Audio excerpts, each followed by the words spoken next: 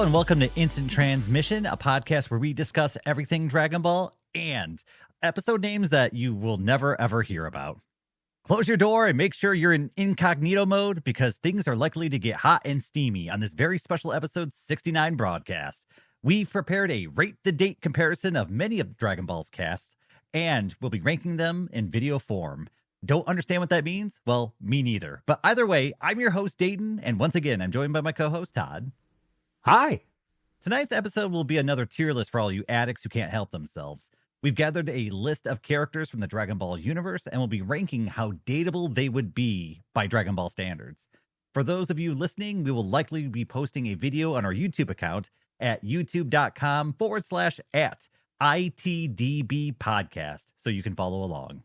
With all of that covered, was there anything you wanted to add before we got things started, Todd? I am so ready to rate all of these dates. Yeah, and so we have ratings all the way down to the D tier, and it goes C, B, A, and the legendary Z tier. So we're going to start things off with, I think, the front runner of the Dragon Ball franchise with Goku. Is that correct, Todd? That's who we're starting with. We're starting out strong, giving us a good baseline. So Goku, as far as, just dateability, he's fun. He's nice. He's flaky. We already know that with his relationship. Yeah. Goku's an interesting one because you like he's the hero, right? You love that he saves the day. But at the same time, I get the impression that he's the type of guy who's like a lot of fun, but also he wants to go out and hang out with the boys, right? Like there's no time for you. He's out there to have a good time and make sure Goku's having fun first and foremost. Yes. Yeah, that's a good point. He's to be frank, he's kind of selfish. He cares about doing what he wants to do. As long as you're on board with what he wants to do, it might be fun, but I think that would get old real fast if you're talking about anything that would be any sort of long term. Right. He's kind of the poster boy. He's the dreamy guy, the guy you see on the album covers and stuff like that. And sometimes I feel like if you didn't have the right impression, you would walk into this relationship and you would be really disappointed. Like you would feel neglected. Yes, 100%. He is also, he is like you said, the poster boy. He's a beefcake. So he's got that going for him. But yeah, I think anything that would be any sort of long term, like maybe one date would be fun. But you would quickly find out that he's just he's all about him. He also wants that next thing. Like he wants to move up the excitement slope. He's not going to be content just doing the same thing all the time. So if you're into adventure and maybe you have some sort of, independent side of you where when he's off on some other planet learning instant transmission for how many months or years, if you're cool with that, then yeah, it would be a great partner. But I think for the majority of people, you want someone who's going to kind of be around. Goku's not going to be around if there's some training or if there's some sort of goal he's trying to reach. So he's a great hero for the planet. He's the hero we deserve. But as far as somebody I date, I don't know, man. I don't think I'd rate Goku very high. I don't think I would rate him very high either. I don't know that I would put him... I don't think I would put him in D tier, but I'm kind of leaning towards C tier. What are you thinking? I felt strongly at C. Like, I'm not worried about him being like a jerk to me, right? Like, yeah, he's just not going to be there. He's going to be doing his own thing. And unfortunately, I don't know. I think most people would want their partner to be active in their relationship. I'm not saying that's everybody, but I think for most people, they would want someone who would show up and not, delegate the raising of the kids to you and then go off and train with his best buddy. I think he's in our C tier. I think so too. Plus, well, he's just dangerous to have around. He's put friends and family in danger multiple times. So, I think C's a good fit for Goku. I think we can lock him in there. I don't think, because we've kind of had these discussions before where we're like, Goku is kind of a selfish person at the end of the day. He definitely is. So yeah, I think we're both on the same page about putting him at C. So that'll kind of, like I said, that'll give us a good baseline. We are, I think, next moving to his partner in crime in Vegeta. What do you think about Vegeta, Dayton? Yeah. Vegeta's kind of a complicated one, right? Because I think on the surface level, he's got rough edges. He's somebody who's going to rub you the wrong way. He's not really going to sugarcoat anything he says ever. So he's somebody who I almost feel he's kind of the opposite situation as Goku, where there's kind of this tough surface, but he's also the type who, if something was really important to you, I don't think he would miss it, but it has to actually be really important to you. He's not going to show up to a weekly event that's kind of important to you because he's got more important stuff going on. But like that big day that's kind of a cornerstone to your life, he will be there, hell or high water. And I do give him some respect as far as that goes. But also at the same time, he's got kind of a grating personality where it's a lot of ego, it's a lot of Vegeta, and you've got to be able to make room for that, and you've got to be able to endure that. So there are some upsides to him, but there's a very specific type of person who would be able to, well, deal with Vegeta, his ego, and then maybe have some room for you. Yeah, he's like he has some parallels with Goku in that way, like uh but he's also almost like an opposite to Goku, especially personality wise. Like Goku's got like the fun loving personality and would be fun, at least for a little while. Whereas Vegeta's, especially if he's doing something he doesn't want to do, which is basically anything but fighting and training, he's going to be a grump about it. Like he's not going to be laughing or having fun. We've seen that with his family when he takes them to the theme park and whatnot.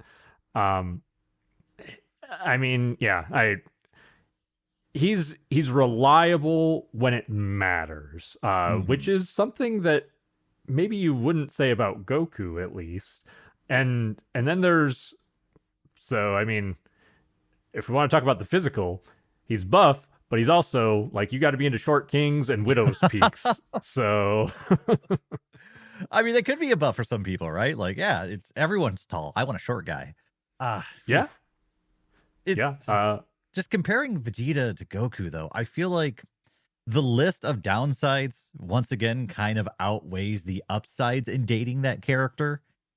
And I mean, how many times can you ask somebody to do something and then they berate you over even asking them until you get annoyed? I feel like it would become just so sandpapery after a while where once again you just tell me how weak I am and how pointless this is. And it's just like, well, I like to have things that aren't training that I like to do. So I think he'd become kind of a tough sell after a while. And my big question is, for me anyway, I think he's in the same tier as Goku, but is he better or worse than Goku is kind of the question. It's tricky, right? I was personally leaning below Goku mostly because of the personality part. Like at least with Goku, you do have that. He's fun, right? He's fun. He's laughing. He's smiling. You don't get that with Vegeta at all. Yeah, I guess you got a point because we got like the scenes. What is it? There's a scene I believe at the end of Kai where Goku, no, or is it the end of Boo? It might be Kai, where Goku's like in the bathtub, like splashing and playing around with Goten, and they're like having fun. I think Trunks is there too. So you do get like these really fun, like kind of fatherly moments with him. There is a very small amount of being a parent in him and being like a family man. And I think when you're dating somebody, you're kind of looking for something like that. Yeah, yeah, and I would say like Vegeta's more reliable in that way, and like you said, in terms of like actually being present a little bit more. But I think Goku's more fun when he is present. So it's like I think they're close, but I think I'd hit a point where I'm like, all right, Vegeta, I don't need you to be present. Dear God. Like just trying to take the kid to the store. yeah, yeah. So I think I agree with you. I think they're on the same tier. I personally would put Vegeta a little bit below Goku, though. I think I agree with you. I think that's a solid spot for him. Let's put him there. Next one. So moving from Vegeta to Yamcha, given their relationship overlaps. So Yamcha, what do you think about Yamcha, Dayton? Ooh. So Yamcha's interesting, right? Because a lot of his story arc was actually pursuing Bulma, and they actually dated for quite a while. And in all honesty, it seemed like he was a pretty good partner. It seemed like Bulma was kind of sabotaging their relationship and being a little bit, I don't know, overwhelming for him, kind of keeping her thumb on him a little bit too much. I know he was busy training and going out and kind of becoming famous a little bit, getting some attention that was making Bulma jealous. But I don't know how much of that he actually leaned into versus it just being kind of a perceived threat sort of thing. So I'm not sure about that. But he seems like he's actually pretty fun. It seems like he actually has a decent sense of humor. And like we make fun of him because of how much he gets, bodied and stuff like that in Dragon Ball. But he's actually incredibly powerful. He had a decent work ethic. He likes sports, which is relatively normal. Like that's a relatable human being versus what could you relate to out of the previous two, right? Like, oh, we're aliens from other planets that fight all the time. That's a tough person to have a regular conversation with over dinner. I think Yamcha, I mean, he's fit, active, relatable. He's kind of funny. I mean, about the only couple downsides to him is that he lacks a little bit of a spine sometimes, right? Like sometimes when there's something tough that needs to happen or be said, he kind of backs away from it, and that can be kind of a downer. And those tough conversations are usually the most important ones. So I actually think he's a pretty darn dateable character. I'd go out on a date with Yamcha. What about you? I think I agree with most of what you said. There's some, as you touched on, there's like a little bit of controversy as to whether he was faithful or not to Bulma. It's hard to say if that was just Bulma being jealous. I think there's some like nods or points to like Yamcha was cheating on Bulma at some point. I mean, if that is the case, then he goes all the way down to D hole tier.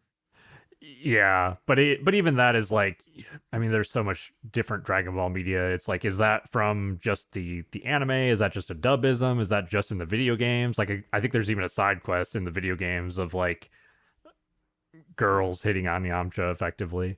But yeah, other than that, like that's kind of that's the tricky point for me because everything else about Yamcha is like pretty solid as far as a dateable guy. He's, one of the strongest guys on the planet, super fit, like you said, likes sports.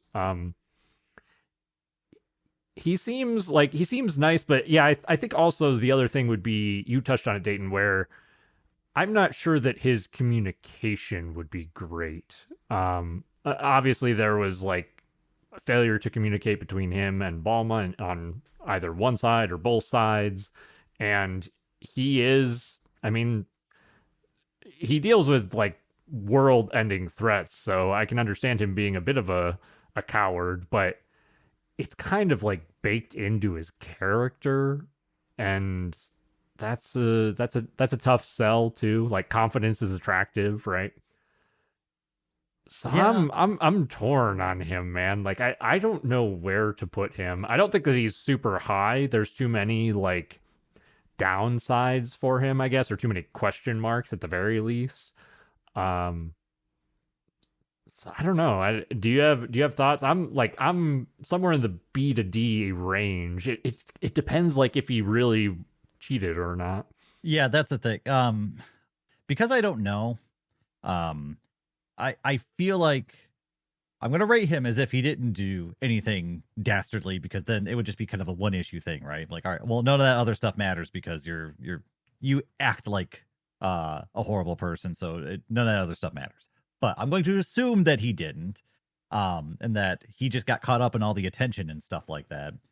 And I'm gonna put him at the bottom of B tier is kind of where I feel he would be. I could get on board with that. Yeah, if we're kind of giving him the benefit of the doubt under the assumption that he did not cheat on Bulma. Yeah, I mean, he's, again, like we said, he's a little bit cowardly, like maybe communication is questionable, but he's a nice guy, he's a strong guy, he's handsome. I mean, look at that hair. Yeah. And I mean, it's like, unlike the other two, he's going to be around. As far as we know, he was pretty much always there. for Bulma. He wasn't going off to some distant land, and also he's not an alien, and that's weird. Like, I think he's closer to being a regular person than being one of the like Dragon Ball fighting prototypes who only really has a one-track mind. So I think it would be a more interesting relationship. I think we could go out and watch a baseball game and have a good time. Whereas like Goku and Vegeta, I don't think we're doing anything other than training. And if we do, they're going to be talking about how they'd rather be training the entire time, and it just would ruin the experience. Like, shut up. I know you'd rather be doing something else. I get it. That's a good point. I think that that's good justification for putting him a tier above Goku and Vegeta for sure. So yeah, we'll put him in B. We'll see if a few other people. Good job, Yamcha. You beat the two main characters at something. With an asterisk, though. Like, it's not a guaranteed win. That's right. But, well, good on you, Yamcha. You deserve a W at some point. Oh, God. Look at who's next. So, moving into our Ginyu Force lineup, we start at the bottom of the totem pole with everybody's favorite time stopper, Guldo. What do you think about Guldo, Dayton? You mentioned Short King earlier, and this guy's definitely a Short King. He might be, he's almost the shortest character on our list. I just noticed or remembered somebody else. He's possibly the shortest character on our list. He's also very much an alien with eyes on the side of his head, but there's a lot going on with this character, right? Like, he's got his power to be able to stop time. And I don't know how that helps in a relationship. If anything, I think it makes him more irresponsible in a relationship because he knows he can just turn off the clock and go fix something, or turn off the clock and go disappear. So like when he's like, "Oh, it's Valentine's Day. Did you bring me flowers?" He goes, "Of course I did." And then you see him breathe in, and then suddenly flowers show up. Like, you forgot, you son of a gun. Like, he's definitely the type he's going to abuse his power to try and make himself look good. And considering he's a member of the Ginyu Force, he's also ambitious for his own selfish causes. So there's going to be a lot of times where he's going to be off on a mission and he doesn't respond to his phone. And you know he's just talking trash about you with the Ginyu Force the entire time he's gone. Like, he's not going to say a good thing about you. Are you kidding me? Yeah, I think I largely agree with all of that. He's like, the entire time he's on screen, he just has like a sour attitude. He is, like we talked about Yamcha, he is pretty cowardly. I was trying to think of ways that, as like, if you're dating him, that you could like have fun with the time power, but one of his abilities only allows him to stop time for himself, and then the other one only allows him to stop time in like a isolated space. So maybe the second one, there's some ways to use it, but I wasn't coming up with anything exciting or fun off the top of my head. And then, yeah, he's part of the Ginyu Force, which you kind of get this like bro mentality. Like, he wants to spend time with, his bros, and yeah, who knows what he's telling all of them. Oh God, they're the type of group that like all show up and they just complain about their significant others while they're hanging out, and just like, oh, like, he's talking trash about you when he's out there, and it's just like that. After a while, that would get under my skin so badly. Oh, I don't know if I'd be able to do it.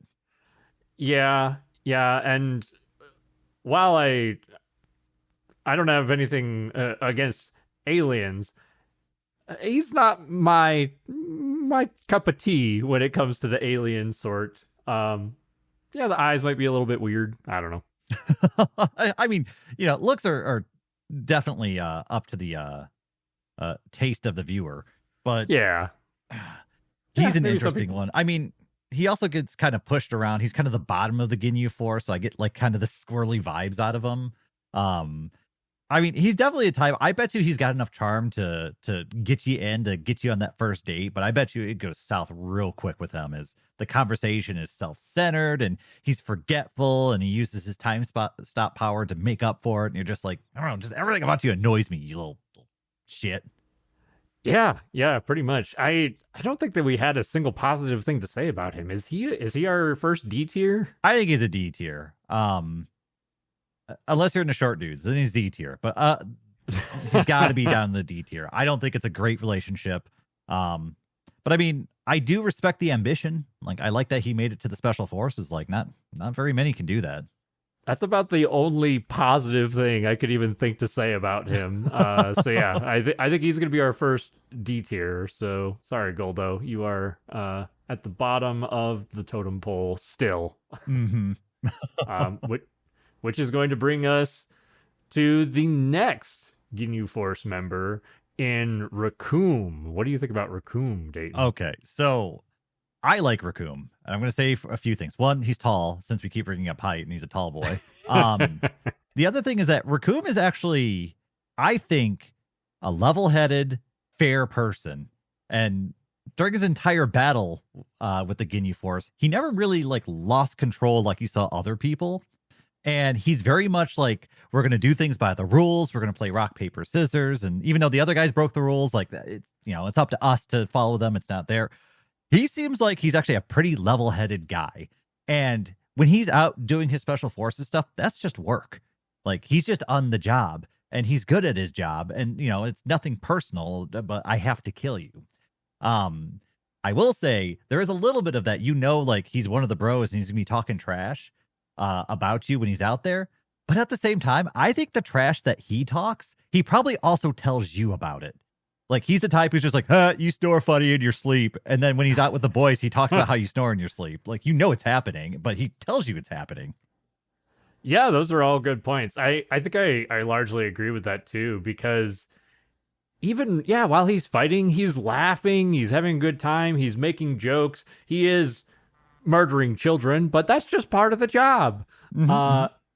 But yeah, he's a big, tall, buff, handsome dude. He's maybe not the brightest crayon in the box. So you're not gonna be having super deep conversations with him, maybe. But if you're just, in for a good time, I think he'd be a pretty good date, honestly. Yeah, I mean, it wouldn't be the worst. You have to have a pretty good sense of humor with him, though, because he's definitely nothing's off the table. If something offends you, he's not gonna hold back. He's gonna say it.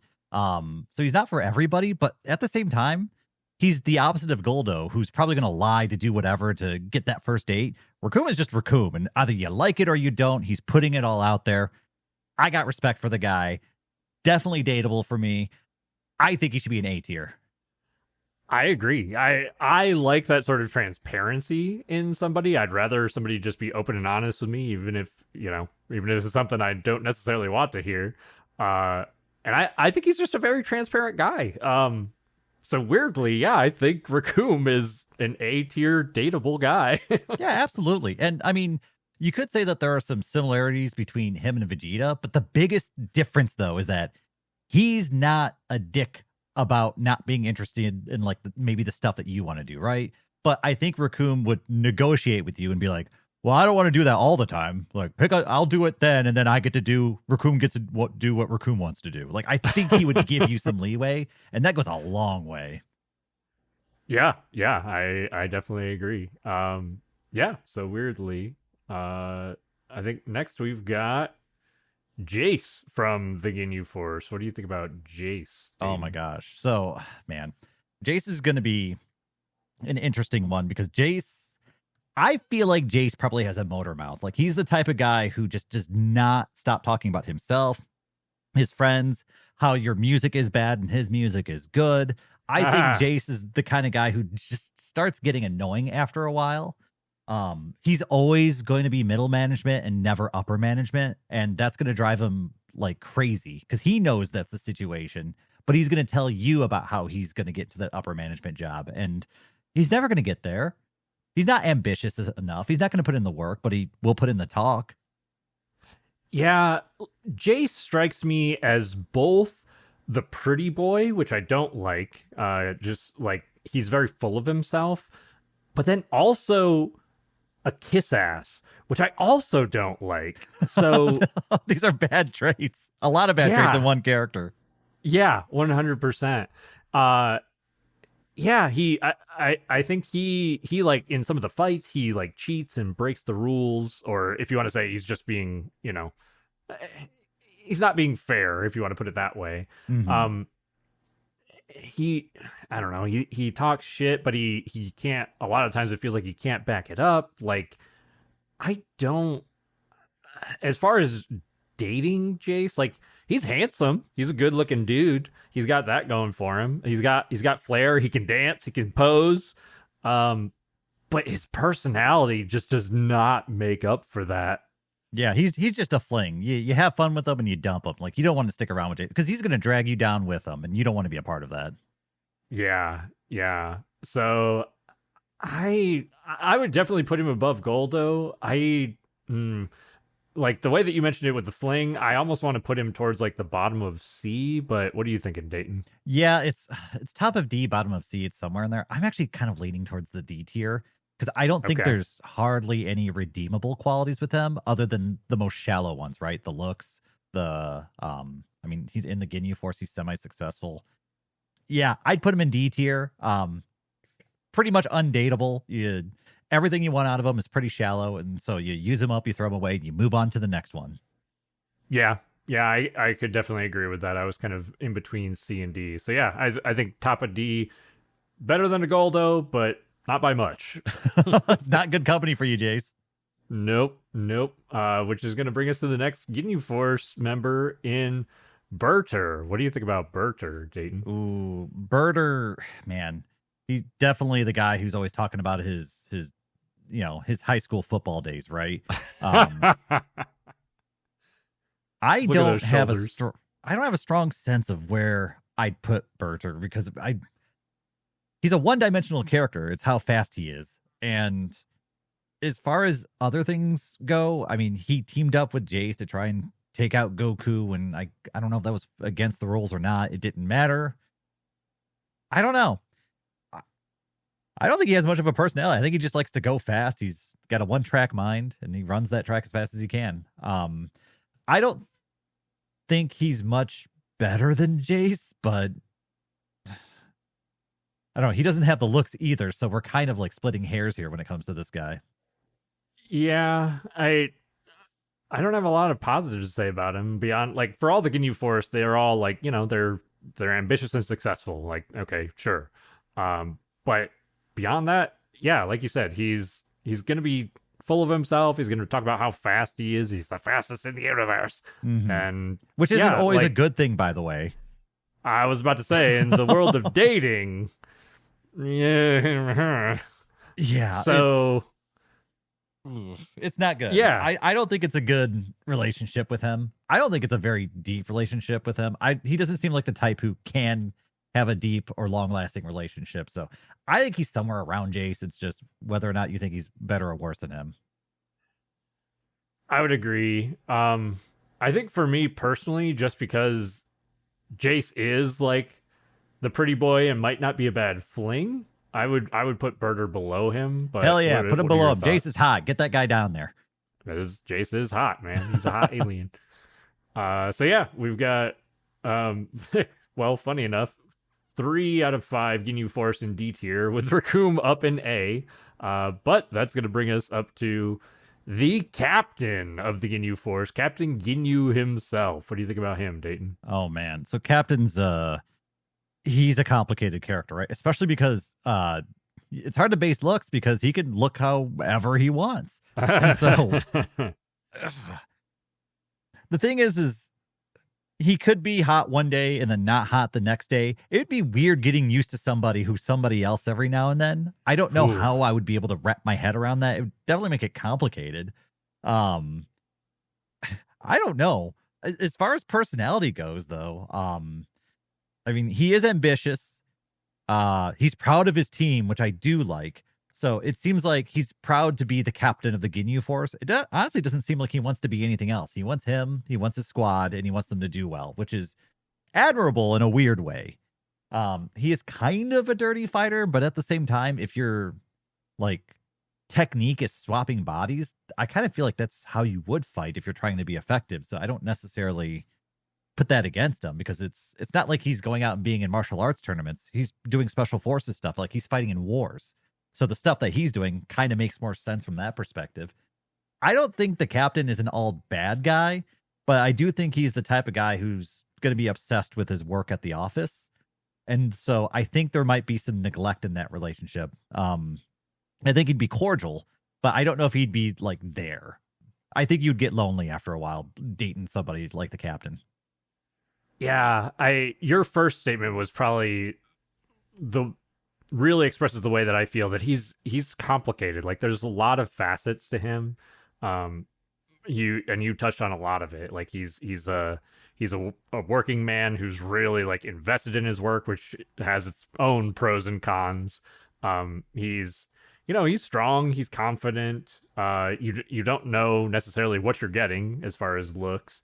He I think there is an element of like he can be fun. Like he's the one who likes like the dancing and the posing. So he's goofy and he doesn't really care what people think of him, or he wants people to think highly of him, but he doesn't really understand what that looks like necessarily. So like there's little fun elements in there, but I also like he's kind of underhanded, and even just his ability to switch bodies makes me trust him less. Like that's an easy ability to be like, I'm gonna go swap bodies, cheat, swap bodies back, and nobody will be the wiser. Also, like you don't know where that body's been that he's coming home with. Like, come on, I don't think I could trust that. Yeah, so I don't think I would rate him very high. I think though, like the fun elements of like him dancing and like him being invested in his guys, I think that puts him a little bit higher than some of the other Ginyu Force for me. I'm leaning like either like maybe bottom of C, maybe top of D. What do you think, Dayton? Yeah, I think it's a bottom of C because I think he would make efforts to like maintain the relationship and be fun, and he's probably the type too that likes the look of having a long stable relationship. Yes. So he would at least make efforts to try and make that relationship work, and I think that puts him above the other members of the Ginyu Force because I don't think they'd care, but I think Captain would care. Like I think he wants that thing locked down just because it makes him look better. Yeah, he's like a stable working man sort of thing. Yeah, Yeah. I would agree. So I think that's a fair spot. Bottom of C sounds good to me. Sounds good. That moves us to our next one is going to be my The adult version. yes. I was trying to figure out the best way to say it because we are with Mai through lots of different timelines and universes. So adult Mai, we'll say specifically the Mai from future Trunks's timeline. Maybe that will make it the easiest for us to kind of pin down. What do you think about her, Dayton? She's a very complicated character in my eyes, just because of the journey she's gone through up till that point. If it's specifically from the Trunks timeline, I feel like she didn't have much of a choice to become a better person because of the situation that they were in. So it's hard for me to rate how she would be outside of that situation, right? Like, let's say you take her out of that timeline and bring her over to our normal universe. Maybe those events shape her to be like a better person, but all the stuff she's done with Pilaf, I don't know. Like I feel like there's got to be some sort of moral stain on her character somewhere in there. So I can blame that just because Pilaf is obviously like an evil person, like obviously. And on top of that, I don't think she has to serve him, right? Like if she just went and left and went somewhere else, she'd probably be just fine. It doesn't seem like Pilaf has that big of a reach, at least from what I've seen. It's not like Red Ribbon that ran half the world sort of thing. So Mai's interesting. Also, she's like an 80-year-old in like a 25-year-old body, which is weird. So I mean, maybe she's calmer and more like even keeled for somebody who's physically her age. I don't know how to rate this character, man. Like she's so wild. I can only imagine that just from her experiences, she's got to be a little bit crazy. I don't know how you go through all that stuff and not end up a little bit crazy. That's a really good point. It's funny because I feel the same way where she's such a complicated one because the character, like let's say in the Future Trunks arc in Super, the way that she is portrayed, I like her. Like she's a likable, endearing character. She's She's a badass. She's like going up against Goku Black all by herself with guns. She's leading the soldiers against Goku Black and all that. So yeah, she's a survivor. She's a fighter. She obviously cares a lot about Trunks. She cares about the people of Earth. All of that is endearing, and it makes me like her. But then you have to think about all of her history, like you said, Dayton, with Pilaf, where she's trying to rule the world and working for this evil tyrant. Yeah, I don't know. Like, I feel like she did change a lot as a person, but if you like, even if you look at her in the modern timeline, she's only just then kind of being like tolerated as somebody who is like, okay, they're kind of bad, but they're not really causing us too much trouble. Mm-hmm. So it feels like the end of the world was the thing that turned her to be like a caring person, and that's like, okay, it shouldn't take that for you to be a good human being. And the thing is look at how many of our main characters like Goku and Vegeta that have gone through end of the world situations and they still haven't changed. So you could say that maybe that's a sign that there is probably a little bit more good in her than maybe some of these other characters. For me, I think I put her right next to Yamcha because it's that like, all right, like I can see the good in your character, just the way you treat Trunks and the way you care about people. But at the same time, there's definitely like this big asterisk of like, well, are you only doing this because it's the end of the world situation? Would you keep like trying to backstab Goku and get the Emperor his evil wish? Like, there's some moral like gray area here that I can't parse out completely. So she's around Yamcha. I would say probably a little worse than Yamcha. I think I would agree with that. There's just too much of a. I mean, Yamcha has a bit of a track record of being a bandit himself, but there's just too much of a track record for Mai of just, hurting other people. And yeah, I don't want to be in a relationship with somebody who, is going to hurt me or hurt others. So, but she obviously, has those other redeeming qualities, at least when it comes down to life or death situations, I suppose. And I mean, that's not a bad spot for an 84-year-old. I mean, if we're talking about looks, she's looking pretty damn good for an 84-year-old. so weird with her and Trunks. Oh, I can't get over it. It is very weird. Speaking of, we're moving to future Trunks next. Dayton pointed out that I believe Trunks is 17 when he shows up. So we're anybody 18, we're talking about on 18? this list. Yeah, anybody we talk about on this list is legal consenting age. Because that's how it works. If you say they are, they are. That's right.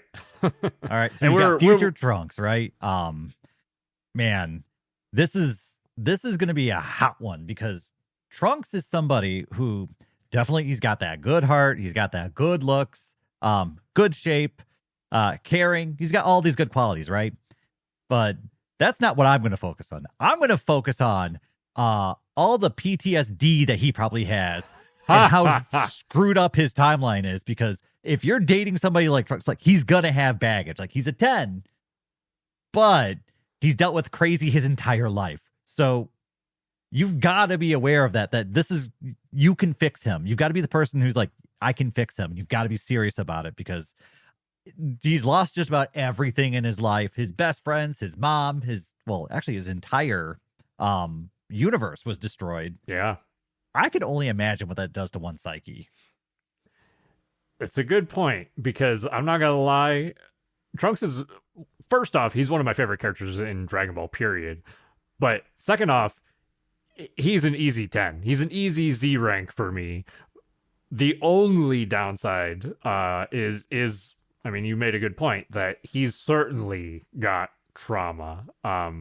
This guy's waking up with like night terrors and cold sweats in the middle of the night. He's lost a lot.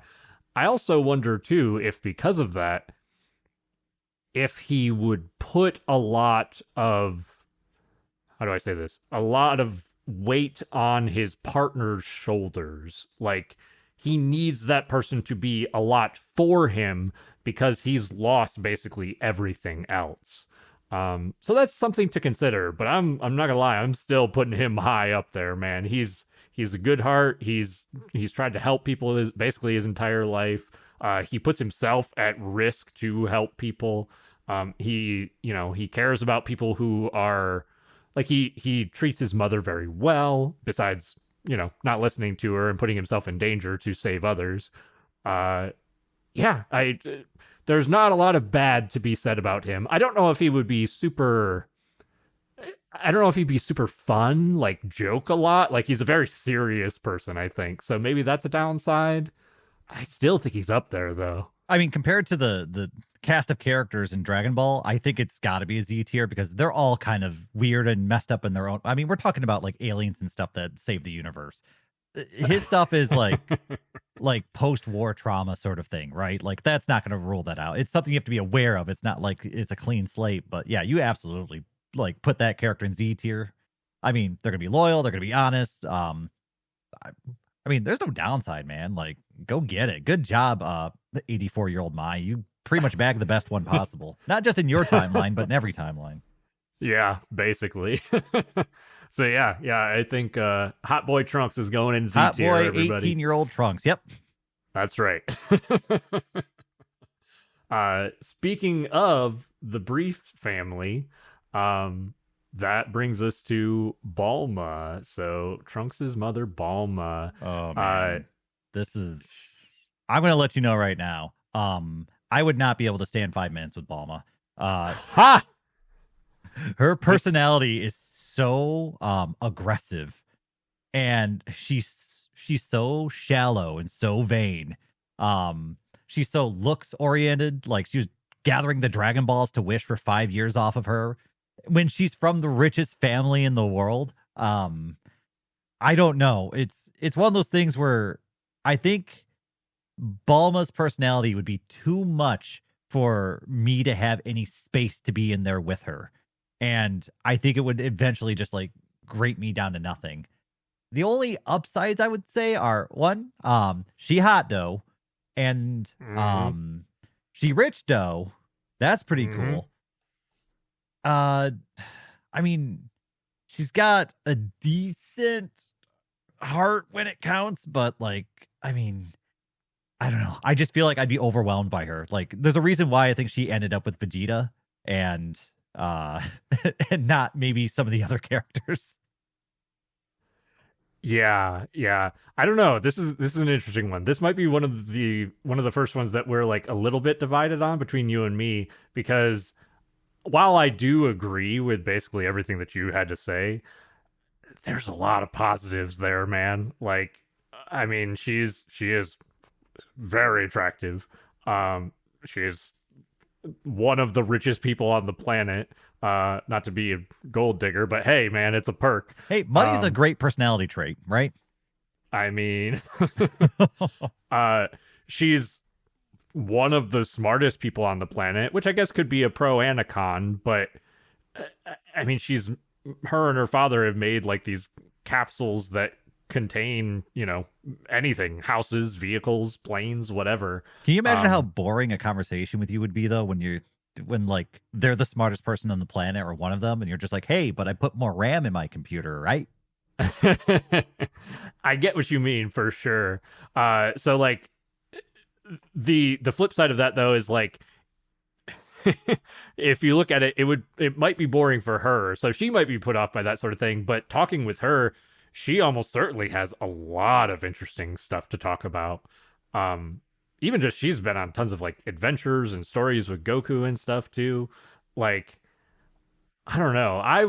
I get what you mean. Like, she is vain for sure, but also she takes care of herself. She looks good, even if it's with the Dragon Balls. I don't know. Go ahead. Oh no. I was just thinking, I was just like, man, like, she do look good, but man, I feel like that's putting your dipstick in crazy on that one. Like, I don't know if I want to get anywhere near that one. Sure. She's loyal too. Well, maybe not when it comes to Yamcha, but she's loyal with her friends. And there were, there were questionable circumstances with Yamcha too.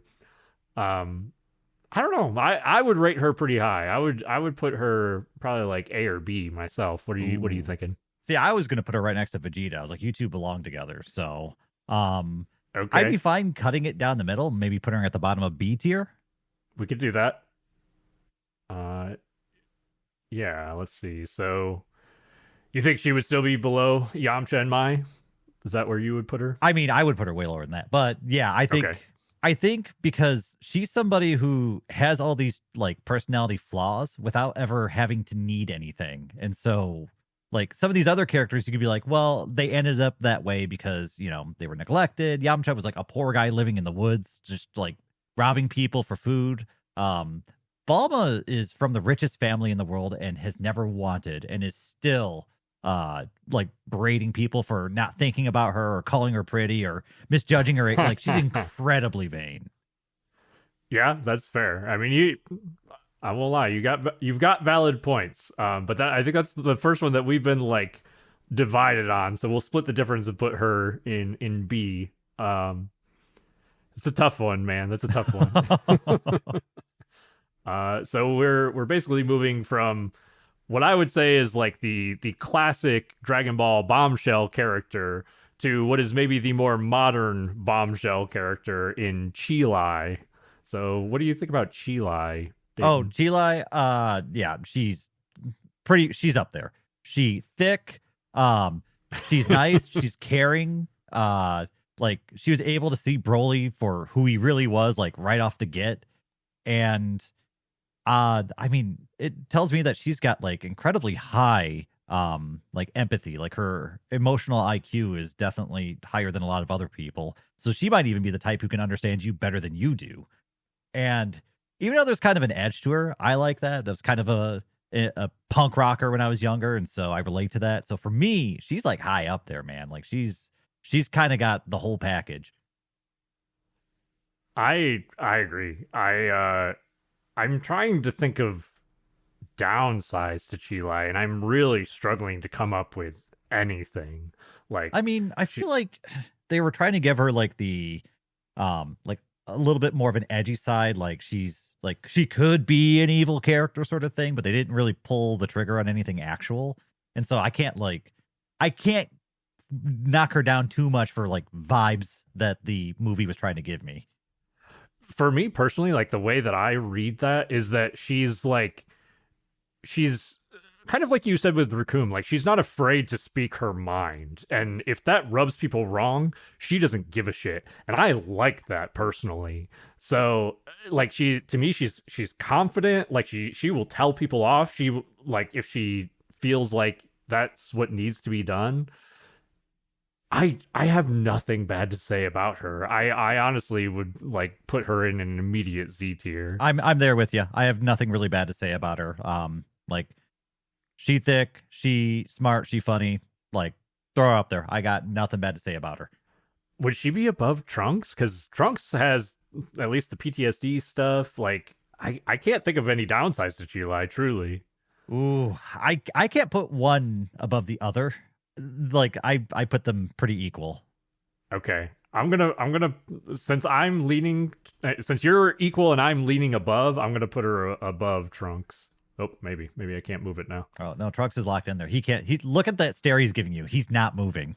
I do love me some Trunks, so well, That's fine. that's If where Trunks is she's above sitting her, now. that works for me.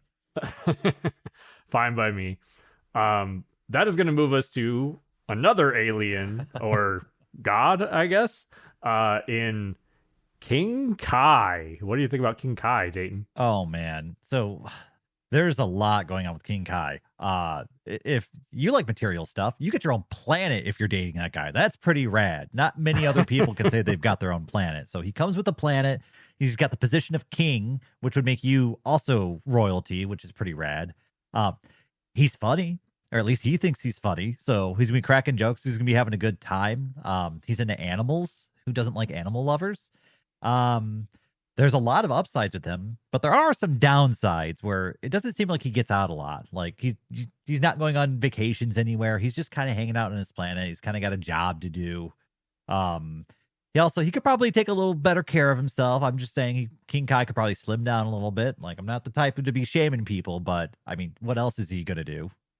So, um, I think there's a lot of ups with King Kai, but it just feels like I don't know. There's some special spice that's missing there that I'm looking for in when I'm looking to date somebody. I'm like, King Kai, you're funny, you're nice, but like, I don't know, not into nice boys. Sure. Yeah, I could see that.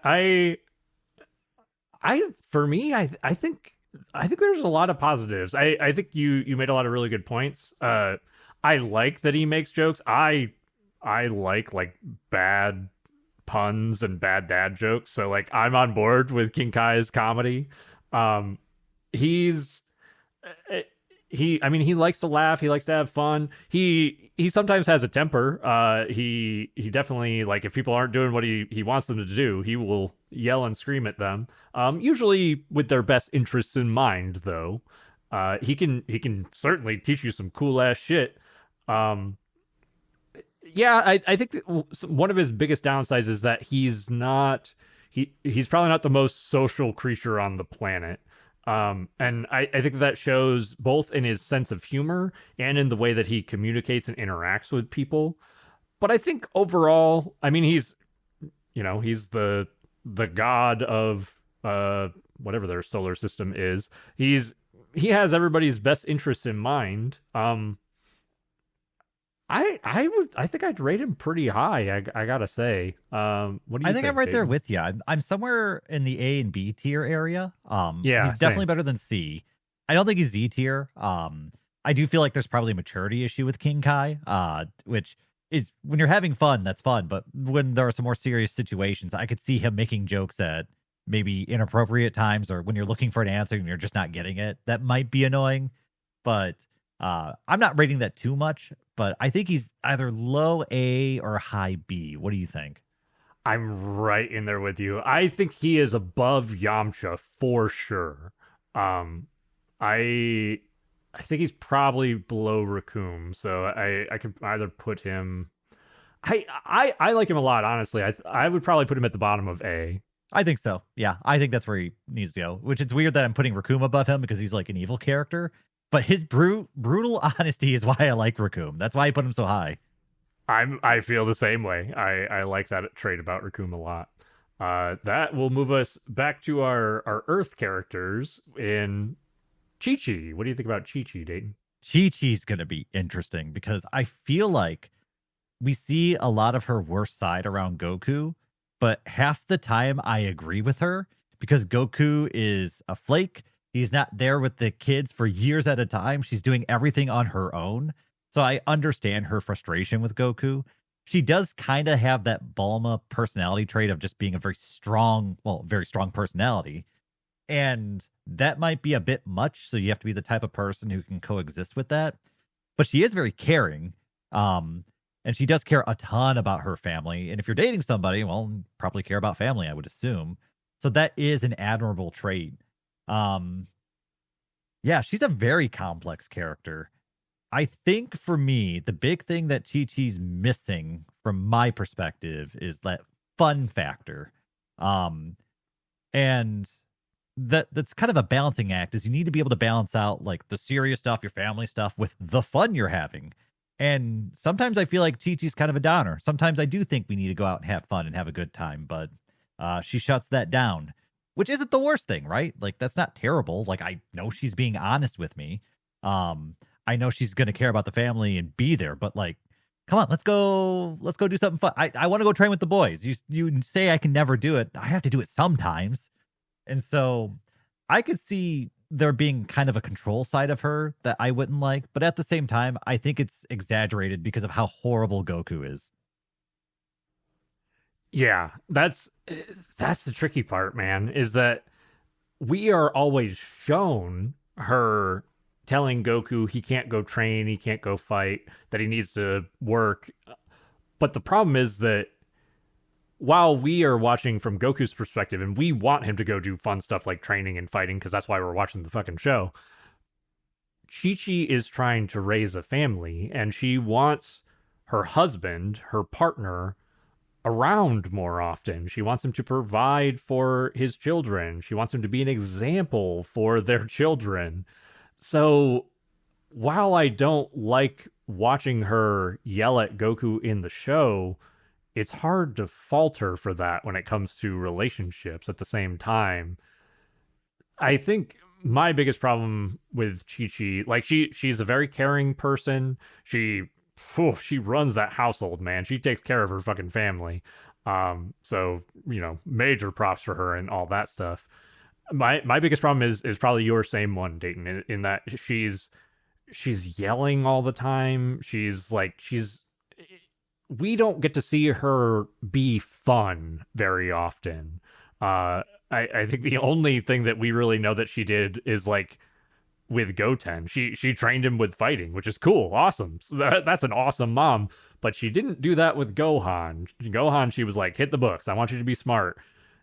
And while there's an argument to be made there because of the way that Goku acts, I want somebody who's gonna be who can balance those things, who can be fun and also take care of business. I think she's a little bit too much business side and a little less of the fun side than I would prefer. I think I agree with you. It's tough because I'm looking at where I would place her, and man, I feel like there's a lot of similar personality flaws with her that there are in Bulma, so I put them very closely to each other. Okay. And the way that they yell, the way they get upset, the way that they kind of berate you, I don't like that. Like I'm not a big fan of that. Don't berate your partner. So for me, do I rate her better or worse than Bulma is my question. And I'm going to say worse because Bulma's rich. I mean, like if I'm going to deal with it, I might as well, get a mass fortune with it. Admittedly, I was going to put her below Bulma myself. I probably would have even put Bulma in A because I like Bulma a lot. But yeah, I don't know. I mean, Chi-Chi's pretty. She's like a hardworking country girl though. Like Bulma comes with some perks. Let's be real. yeah. They're not small perks. They're big perks. Yeah, for sure. Oh, sorry, Chi-Chi. You weren't rich enough to make it up in the tier list, so you gotta be down there. That's about right. All right. Well, that brings us back to the alien side of things in Lord Frieza. What do you think, Dayton? All right. Are you the type of person who never wants to make a decision in your own life? Are you the type of person who wants your partner to pick everything, right? Like, where are we going? What are we eating? Where are we living? If you're looking for somebody who's going to make all those decisions for you, Frieza's the perfect partner. Perfect. You don't have to ever have a thought. Frieza will figure that out. You just got to go along for the ride. However, if you're the type of person who has thoughts, Frieza probably won't be the best partner because that is going to be the most selfish relationship you will ever be in. Yeah, for sure. If you're somebody who wants somebody to run the show, I mean, Frieza might not be a bad choice. You know what? I'm just going to say it. I don't even know if Frieza has genitals. Let's be real. Like, I don't know how that works. I don't know if they're asexual. I have no idea. But that's definitely something to take into consideration. I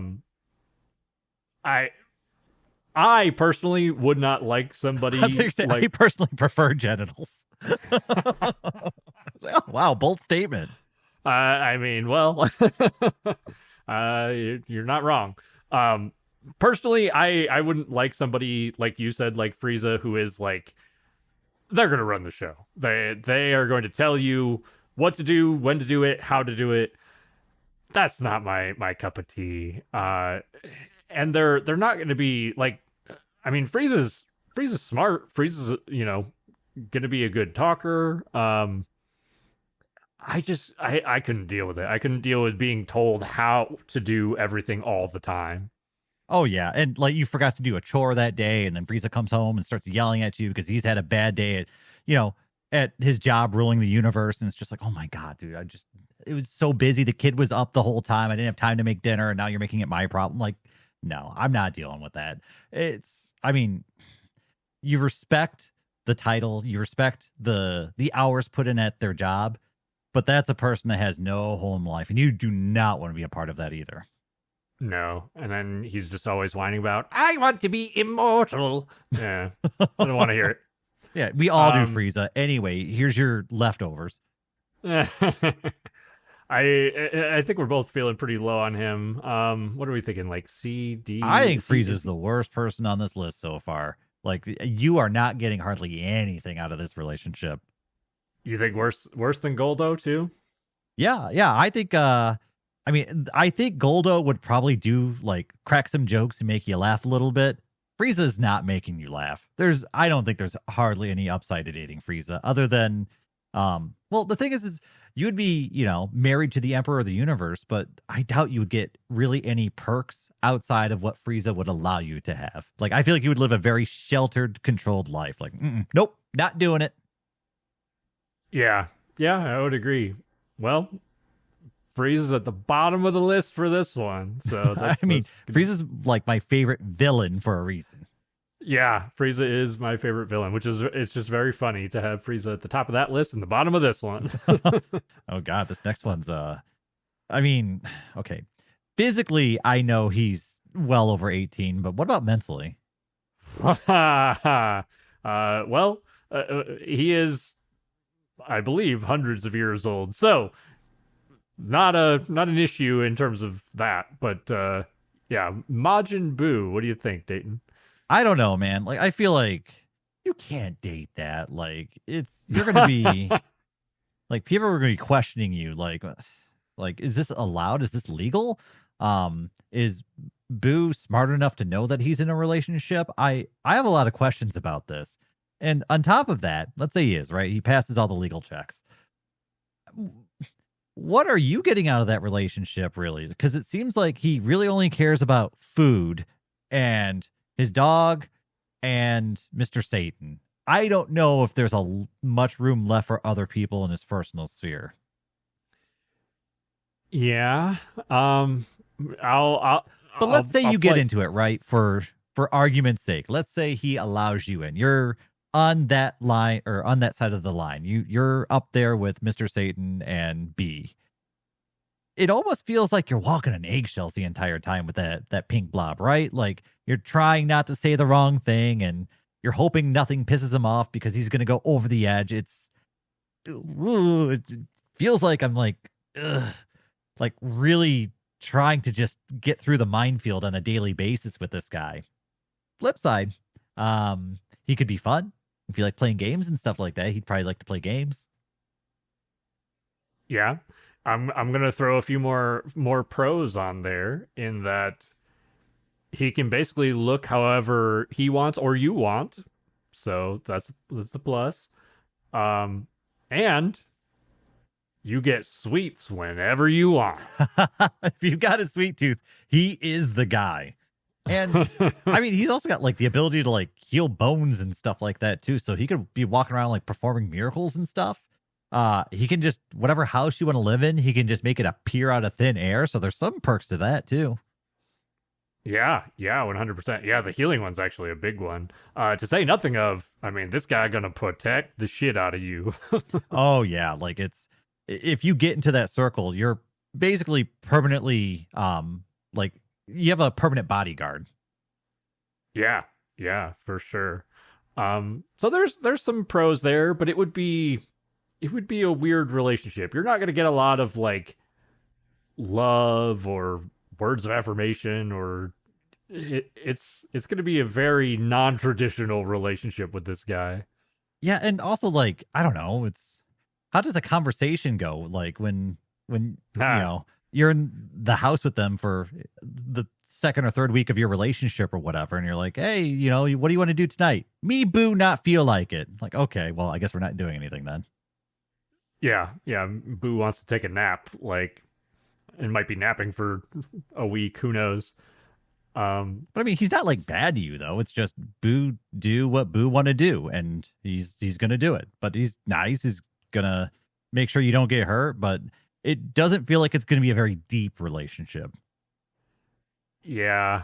Yes, I don't think I'd put him very high. I don't think that he's D bad. I think there's too many like pros. No, I think he's bottom of C because I think he does the bare minimum. Um, well, he doesn't do anything to like actively hurt you, whereas I think all the people in D tier are going to do things to actively hurt you. Is kind of the delineation I'm making here. I'll change that later as soon as we get to a different character that breaks that. But he just doesn't have like the personality to keep you interested. And I don't know, he's kind of a giant man child, and I feel like that'd get annoying. At least like Captain Ginyu's gonna put up the charade of a normal relationship. Boo can't do that. Yes. Yeah, I would agree. It feels like a relationship just to get like the pros that Boo specifically provides and not like anything you actually want out of a relationship. No, he's a giant man child. Man child. Speaking of giant man children, Mr. Satan or Hercule. Yes. Hercule. He's man. He's gonna be a complicated one, right? Yes. Just because he's not an evil person, but he is a vain person. And like he's a world-class martial artist, but because our heroes can do magic, he's kind of a nothing compared to them. He's got a weird circle of friends and a weird relationship with them, especially between him and Boo. I don't know, man. Like dating Hercule would be very, very bizarre.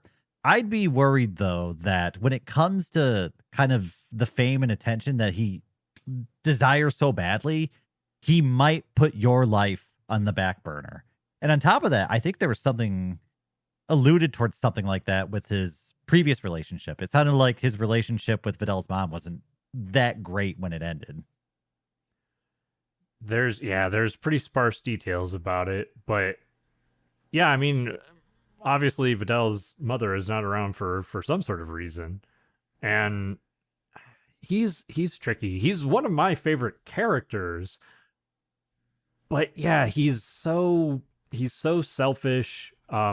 In terms of like his career, his presentation, I feel like he's probably not going to have a lot of time for you. He's a good-looking guy if you like that like strong jaw, handlebar mustache, 1990s wrestler-looking visage. He's certainly jacked. And he cares about family. Like we see that with Vidal, we see that with Pan. I don't know that he cares in the right ways though. Like he's sometimes overbearing and he's not good at communicating.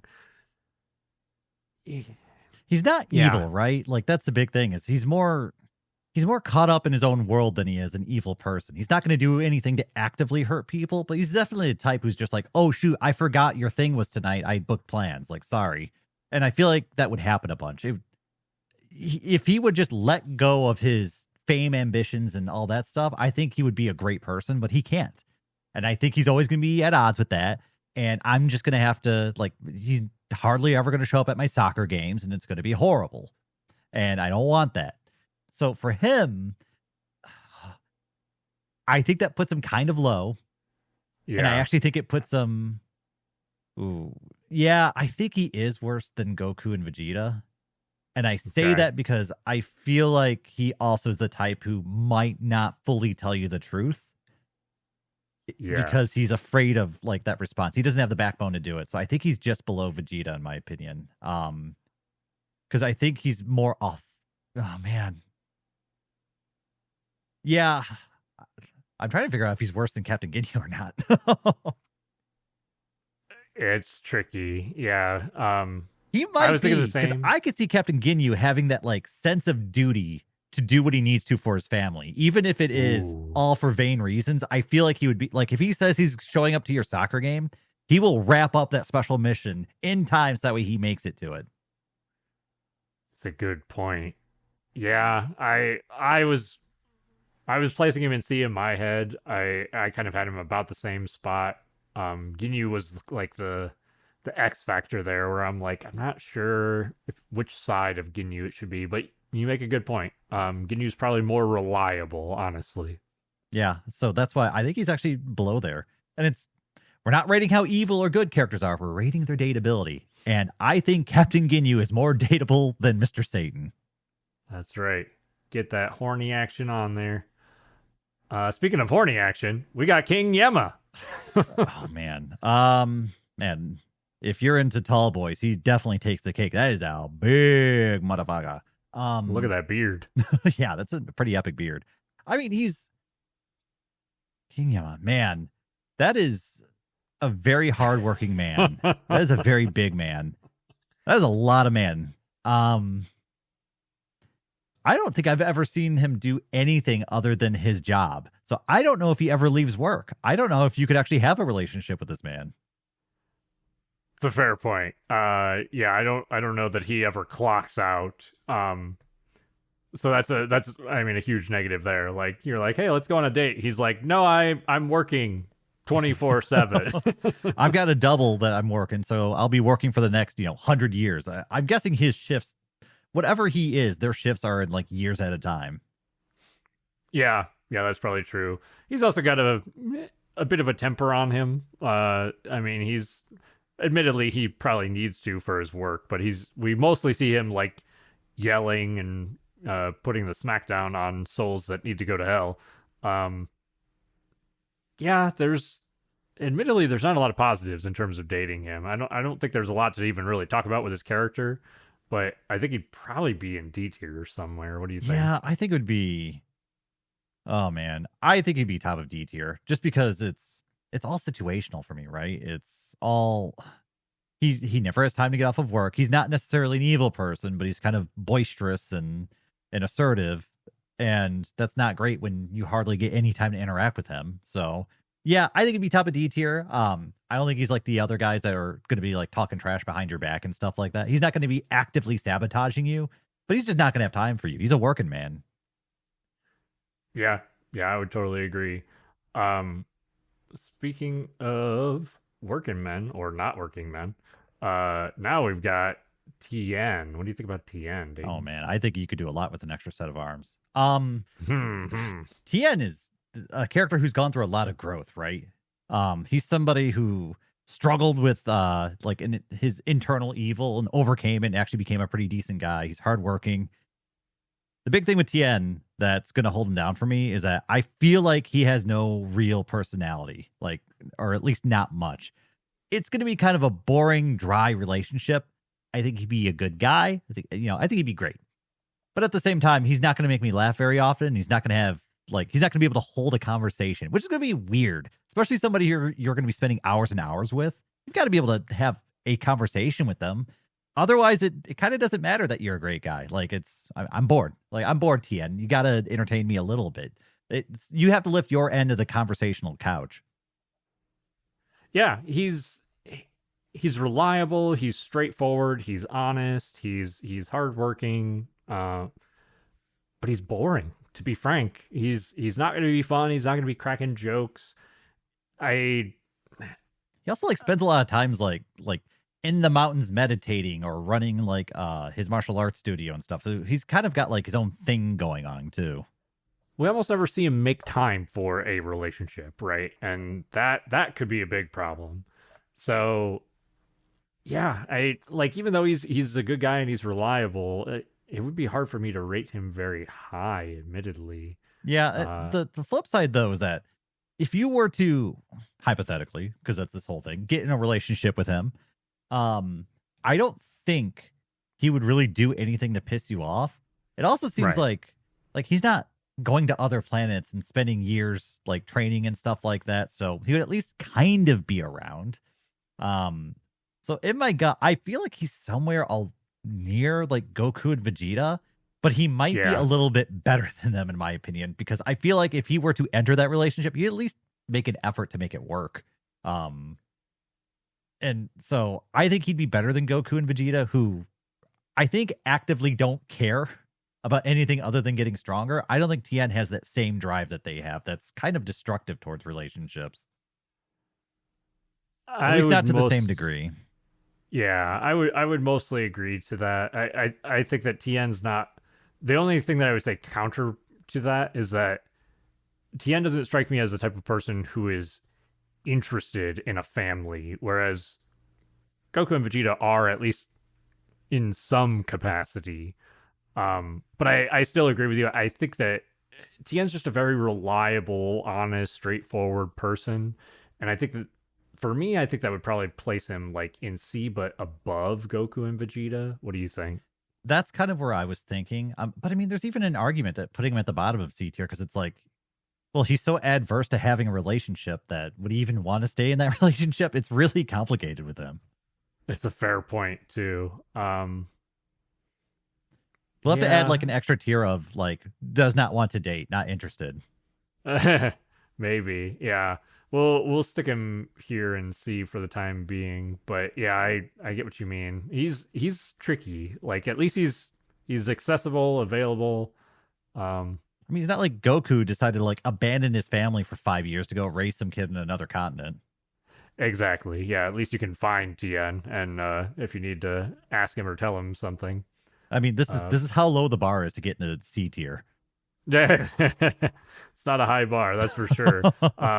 Which is good because next we've got Krillin, My guy, Short King, baby.